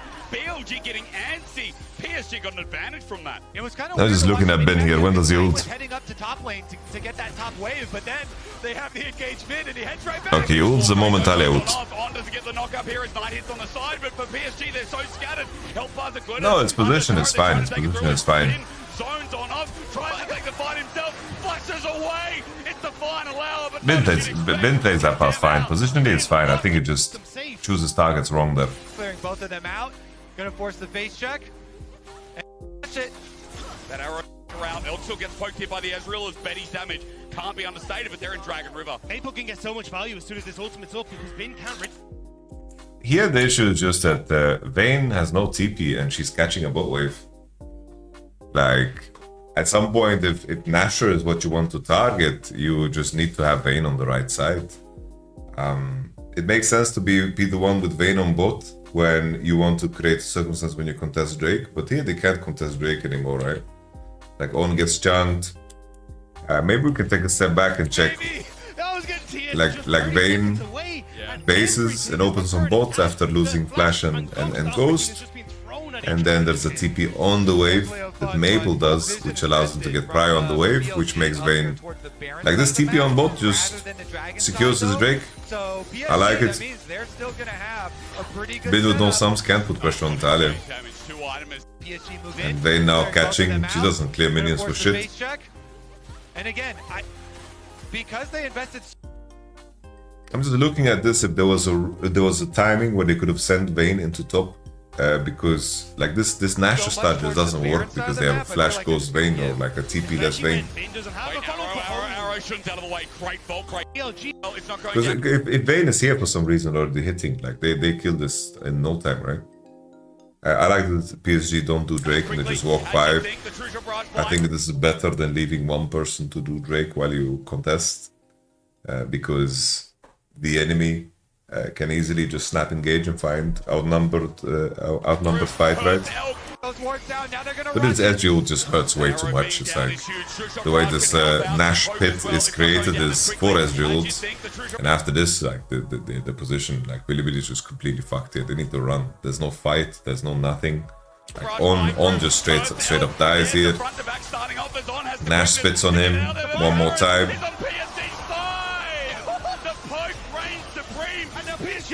It's a very good SBO game, yeah. For sure. I agree with you there, man. I also didn't think that he would be able to survive via Rakan if it came down to it, you know.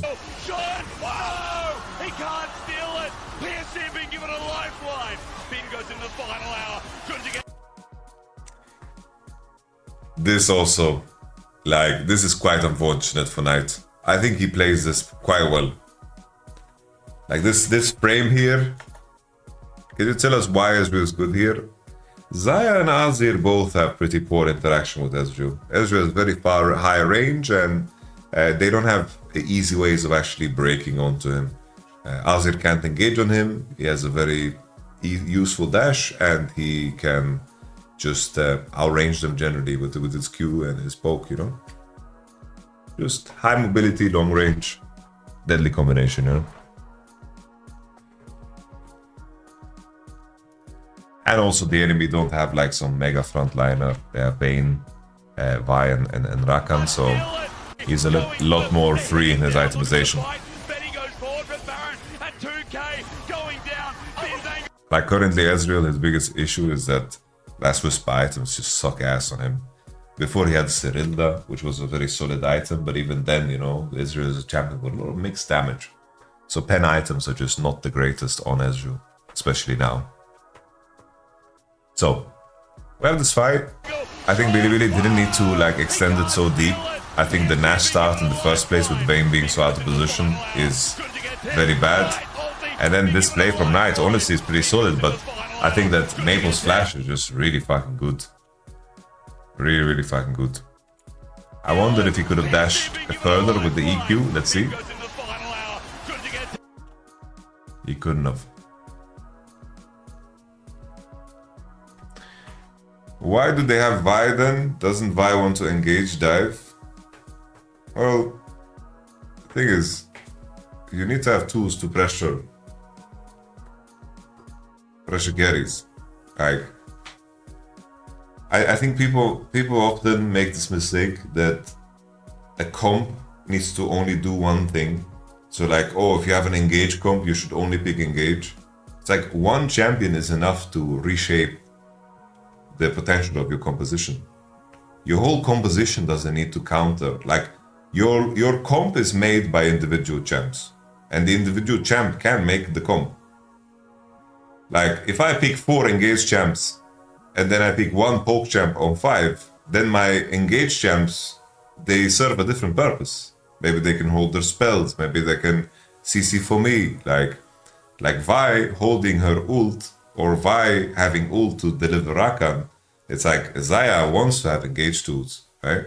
Especially when you pick something like Xayah early. Like you pick Xayah 1-2. The only thing that they really saw there was Talia.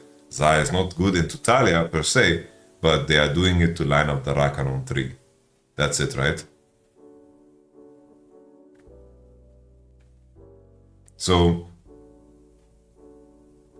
for example, people want to pick, a lot of people did this thing where they pick Jace and Ezreal together. But that sucks. Why does Jace and Ezreal suck together? Because they are weak against the same things. Jace and Xayah is really, really good together. Because Xayah is good against the champs that Jace is weak against, and vice versa. Jace makes it into a poke composition. Already the fact that he outranges everything else around him doesn't need to be poke. You already win that battle. So one champion can warp the identity of your composition, and the role of every other champion rallies around that. Just because you pick poke doesn't mean you should pick more poke. Just because you pick disengage doesn't mean that you can't pick engage. The draft rolls out in a way where you pick a champ and then the enemy picks champions that are good against that champ, and then you pick champions that are good against the champs that are good against your champ, right? In an ideal world, right? So yeah, the cleverness of this draft here for PSG is that they have first pick Talia and the enemy picks Xayah. So now, enemy has Xayah Vi. Now they're thinking, we need to pick a champion that is rather safe and has long range. Ezreal, right? Makes sense. Ezreal is good against Xayah, good against Vi too.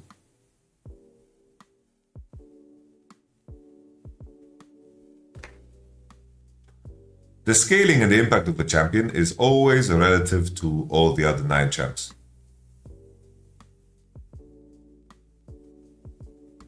It's like, imagine, make the comparison to food, right? Salads can be very nice, right? They have a synergy nature where you just put a bunch of veggies together and it's a nice salad. But a complete meal maybe has potatoes, maybe has meat, maybe there's a sauce, maybe there's some grilled veggies, right? That's a more complete meal, and there's an evolution to it, right?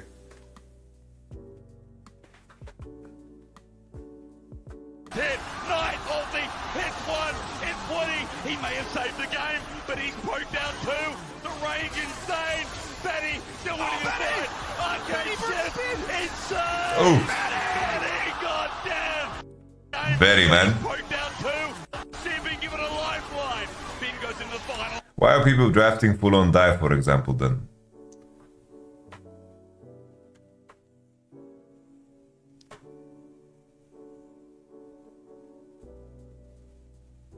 In what case?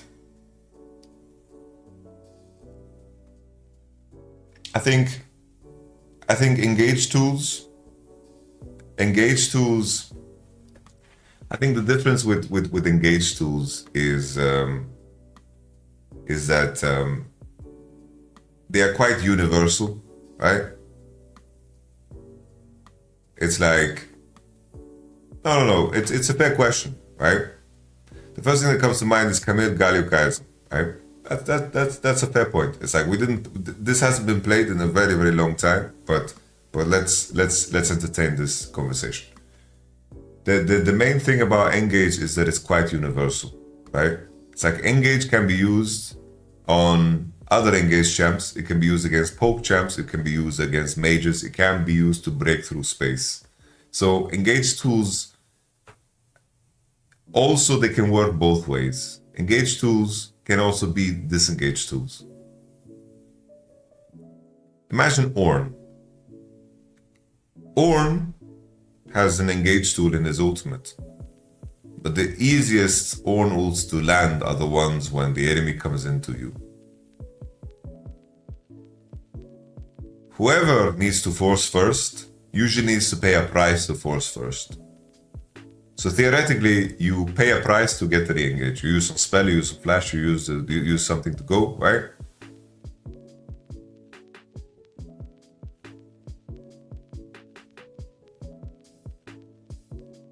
But in theory, the team that engages is at a disadvantage because they have to pay a price to do so. But sometimes the price you need to pay for not engaging is, of course, very, maybe it's way more pricey than not engaging in the first place.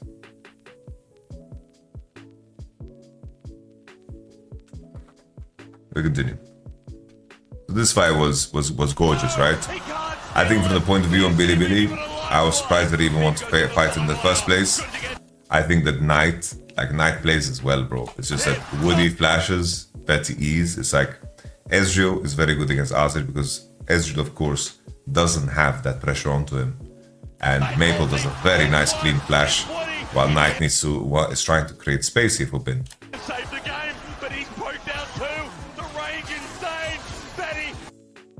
No, obviously a good engage is a good engage, everything. A good engage is a good engage. A good engage means that, yeah, you are starting a fight that is favorable for you, right? That goes without saying. But if we are talking about it in a theory sense, let's say you have two fucking robot teams playing against each other. To get the engage off, you're paying a fucking price, right? A price in HP or cooldowns to get the fight started, right? And sometimes paying that price is more worthy than to just eat shit getting poked, right?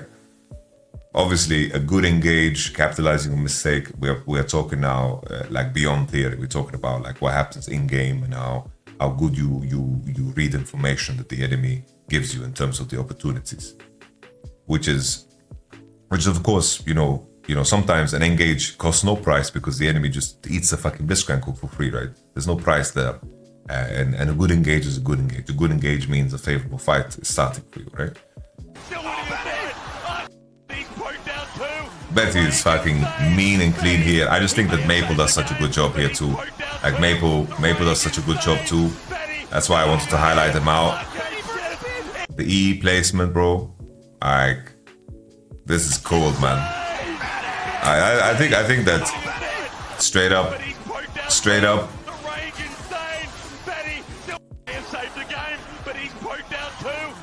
Like Shun's timing here on the Q is really good. But maybe he should just burn his flash, Burn his flash to Q Betty.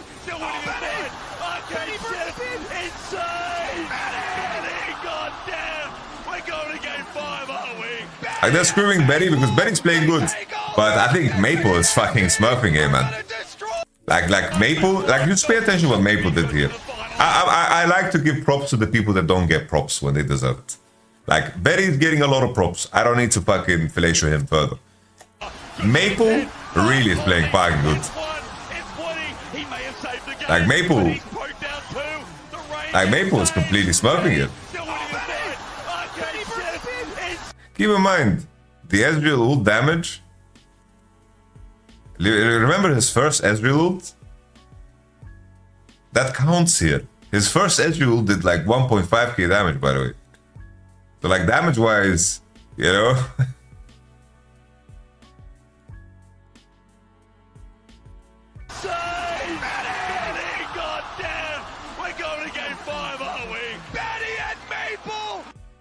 Ball Got two people. Baron. Elk gets annihilated. On gets to that. Look at that as dude. Ultimate Baron. Elk gets annihilated. On gets hit with Junjia's ultimate, and then Baron finishes him off. And then they do ultimate out, but Bin is standing on Vision, so PSG know they can just turn immediately over. You know, I said this during the draw. It would have been really good for G2 if Fnatic didn't make it.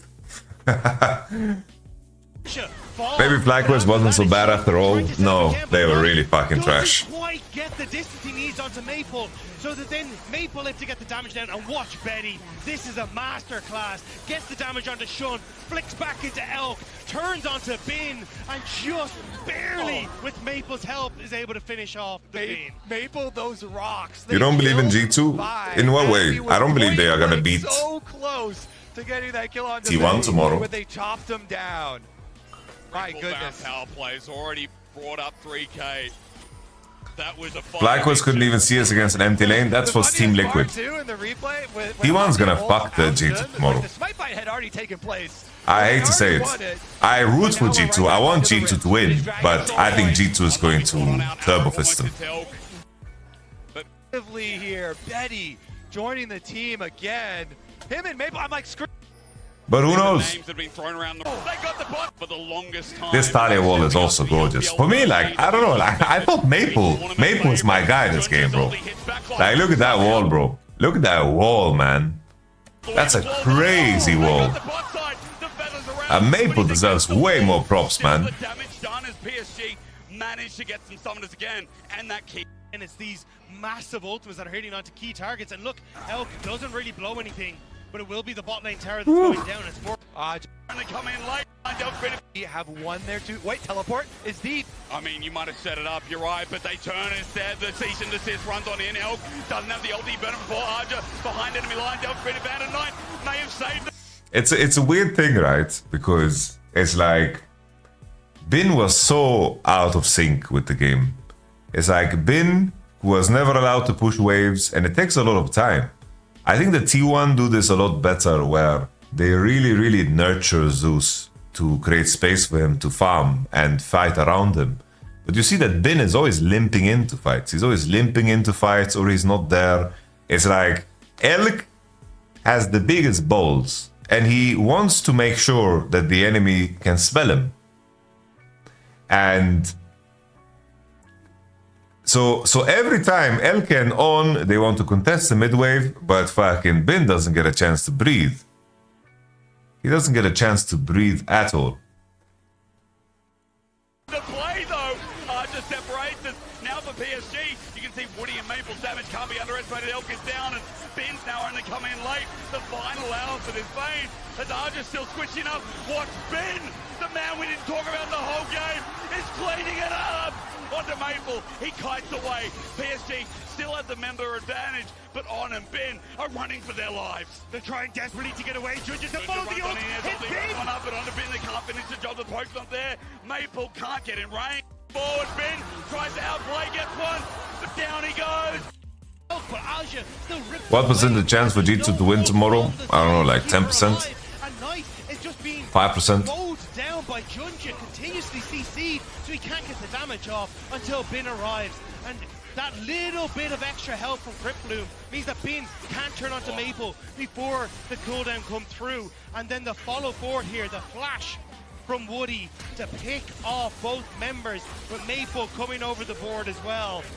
They can finish everyone off. I want to get back to live so we can see the setup here, because Dragons win at least one game. I said that I think that G2 has the highest chance of taking one upset win out of all the BO5s. That's what I said. Goal is arriving in 20 seconds already. Bridge control here for BLG though. Shun is. By the way, let's make it clear. Just because PSG took 2 games off of Bilibili, that has nothing to do with G2 versus T1.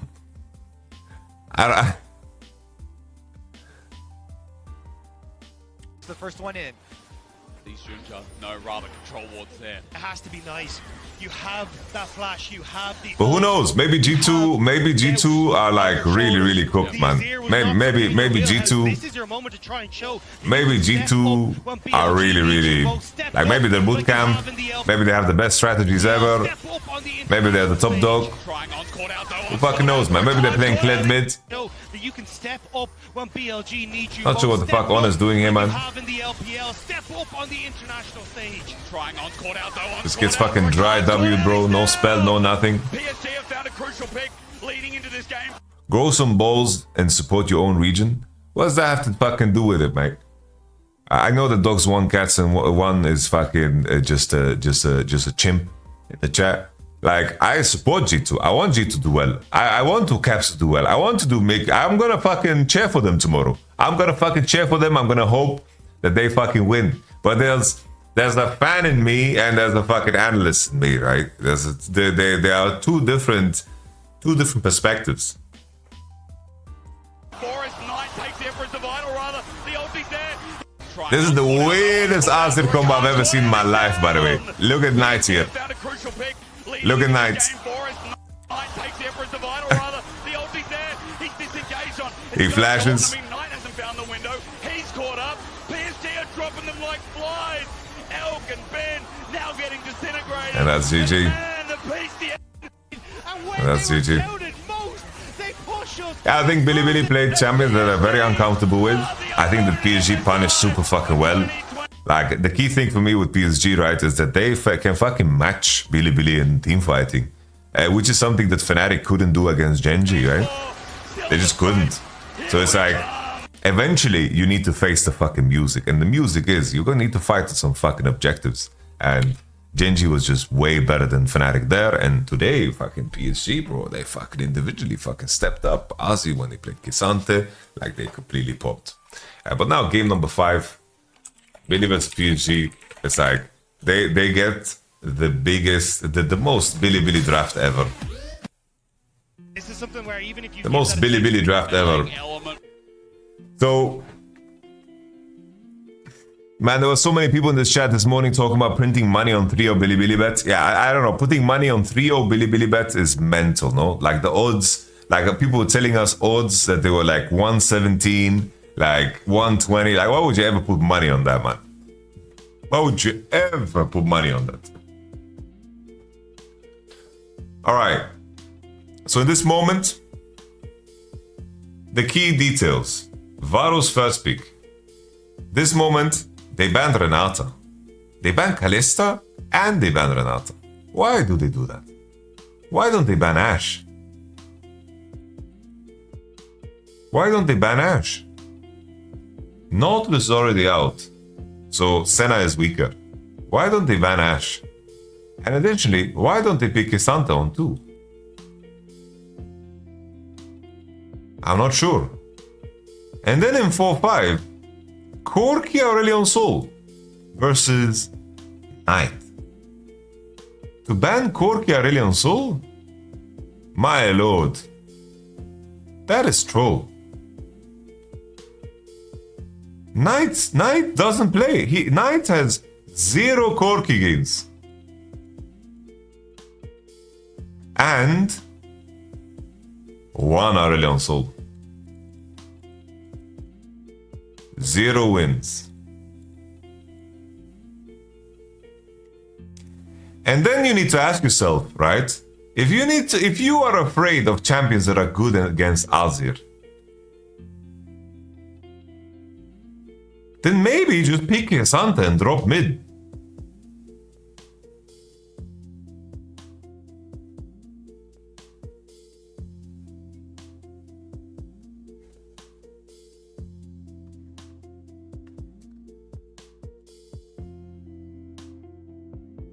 And on this side, Shun loves Kindred. And Nico Kindred is an LPL combo. This is a big combo. LPL loves this combo. Kindred is also super happy because he's playing with a bot lane that pushes. But of course, Kesante also secures them in lane swap situations.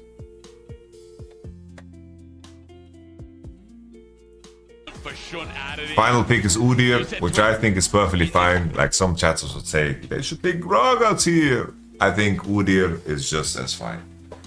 Udyr is a tank that lanes well against Kesante. Enemy team is weak against tanks. I think that picking Udyr is perfectly fine here. I think picking Udyr is perfectly fine here. Uskir.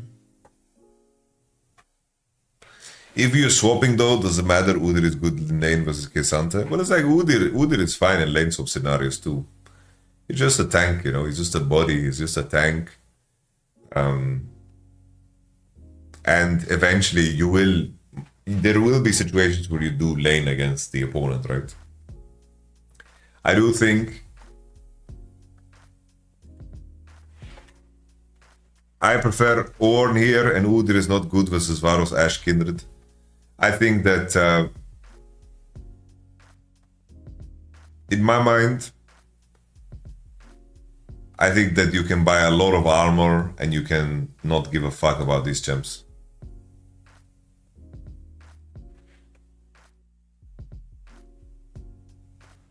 I think Berserker as fuck forgot who won when MSI.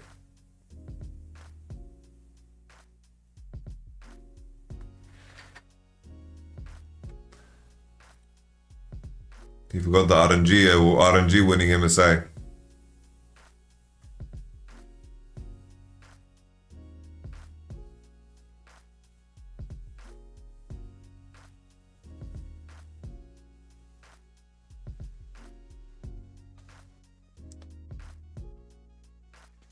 Even last MSI, RNG is exception. Right, so what happens if we remove T1? What happens then? What happens if we remove T1 from Worlds? If you remove one exception, we get to remove one exception too, right? So we remove one exception and then let's remove T1. Okay.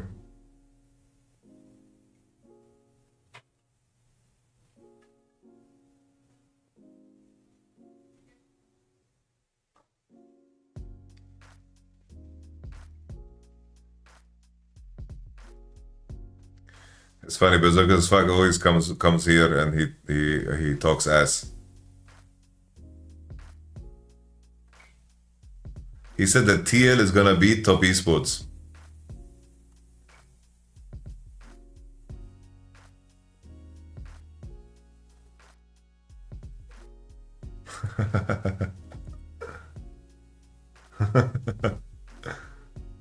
What's the top lane the best for lanes in your opinion? Sion, Kesante, Zac. Anyhow, I do think Udyr is perfectly fine.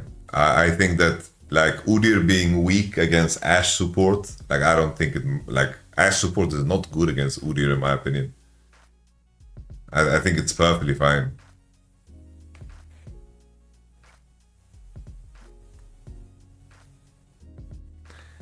I think like you get to itemize armor heavy and you play the game. I think it's perfectly fine. You can tank CC, you can tank abilities. Like Ornn would be cool. I wouldn't mind an Ornn, but I don't think that it matters too much. Tell me about Damwon and Samsung White. Tell you what, you missed the point, Berserker. You really missed the point. You giga missed the point, so we are ignoring you, my friend.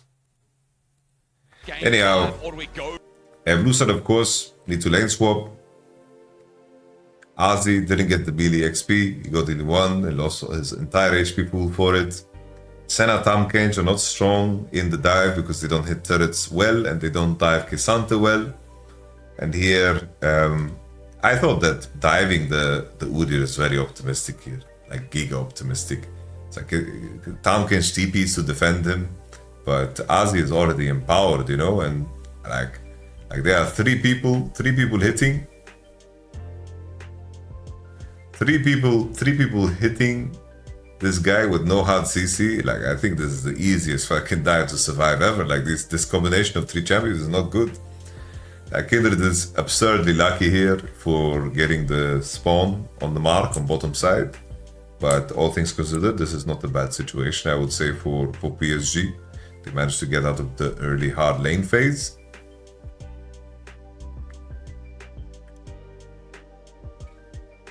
They get out a very, very hard lane phase, the 1, 2, 3 with the Halo Blaze. And Senatama are gonna just chill. Here I don't know like why Ozzy is trading down so fucking much. It's like, this is just straight up troll in my opinion. Yeah, how hard he's trading down, missing CS when he should just be stacking a wave against Bin. Because Bin has TP, guys. Bin has TP. Senna just matched in base to go bot because she doesn't want to farm.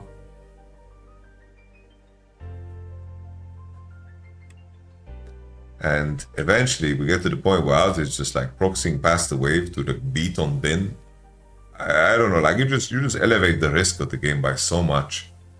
Shun marked Viego, which I think is a big mistake because he did mark Udyr on the first situation. He could have had another stack here and would have been massive. Keep in mind, Ozzy has no TP here, Bin has TP still, and he's 10 CS, bro. Like for fucking 2 minutes straight, he's trading in Kisanta's forehead, and then he, like after TPing top, like what on earth was this from Ozzy? Ozzy completely lost his mind. He completely just sold the whole game. I don't know what happened to him. Knight is dominating mid, big CS lead. And Bilibili are crossing into top side, taking this. This as well, I have no fucking clue where PSG got the idea from to fight this. How is this a fight? Azir is on mid-wave and you're inviting this fight against Noon Quiver and Nico with level 6 when you are level 5 with a piss Udyr.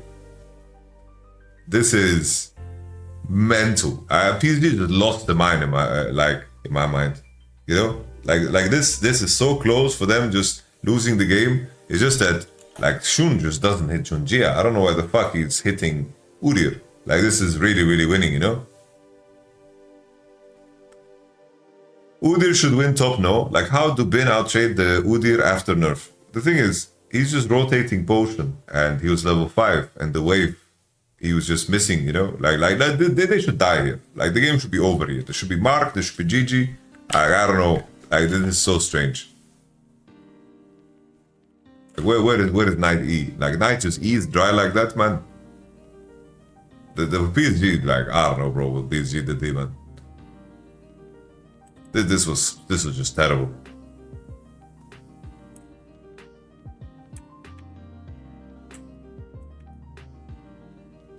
Bin 2 platings with 3 grubs, Giga far ahead, little crab on bottom side, Viego still marked, and Drake as well, of course.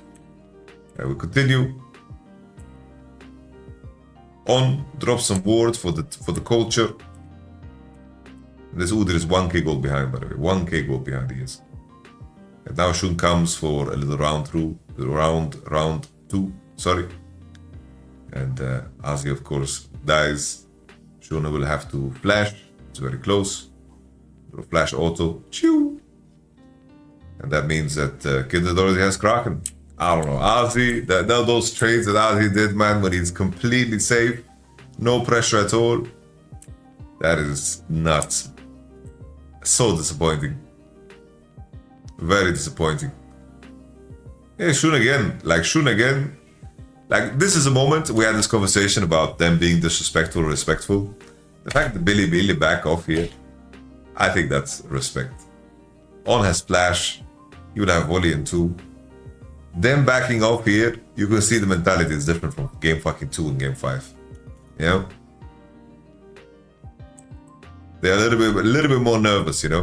A little bit more pressure on them. They're not playing loose and they have respect for PSG, you know? Character development. For sure. These lane assignments as well.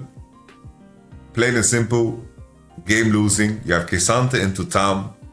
Tamkench has TP, but so does K'Sante. And you have 2 range champions laning against this weak Azzi. It's a disaster. Shun decides to put his Kraken, show up. So he showed already. Viego needs to come up here. PSG, Betty, and Azzi, they are telling his team, yo, we can't get Dove. Oh shit, they're TPing on our forehead. So we have 1 TP, and now the next TP is coming out too. Another TP on the turret. I want to check how fucking quick Senna dies here, bro. She's fucking 1 tap. Just lost her forehead, lost her face. The dive keeps going. This is a straight up 5v5 with Viego not being anywhere near sight. Then you have the fucking Q flash here from Elkovic. And everybody is aced.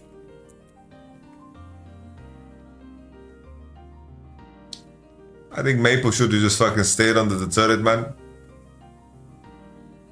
Just stay under the turret. Hey, Maple. Maple! Where's Maple going? Maple! No! No! And then, of course, bro, the game is fucking over, man. The game is just over. Oof. I do think, you know, when I'm looking at the draft again now, I do think this Viego looks out of place, and I agree with the notion that they need some more tools to actually pressure, you know? They need some more tools to pressure, like a Zac. If they have like Zac Xin Zhao, something like this, you know? Zac Lee Sin, maybe, it would have been better. I agree with that notion. I'm with you guys. You have convinced me. You have convinced me.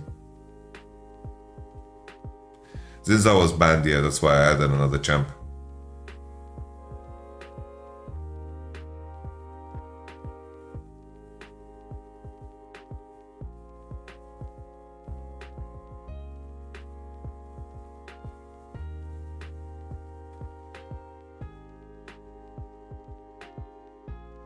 And that is all she wrote. That is all she wrote. I think that PSG could have drafted a lot better in the last game. They could have played a lot better too. Like, they were kind of running it down. This was borderline perfect game. And that's it. That's it, guys.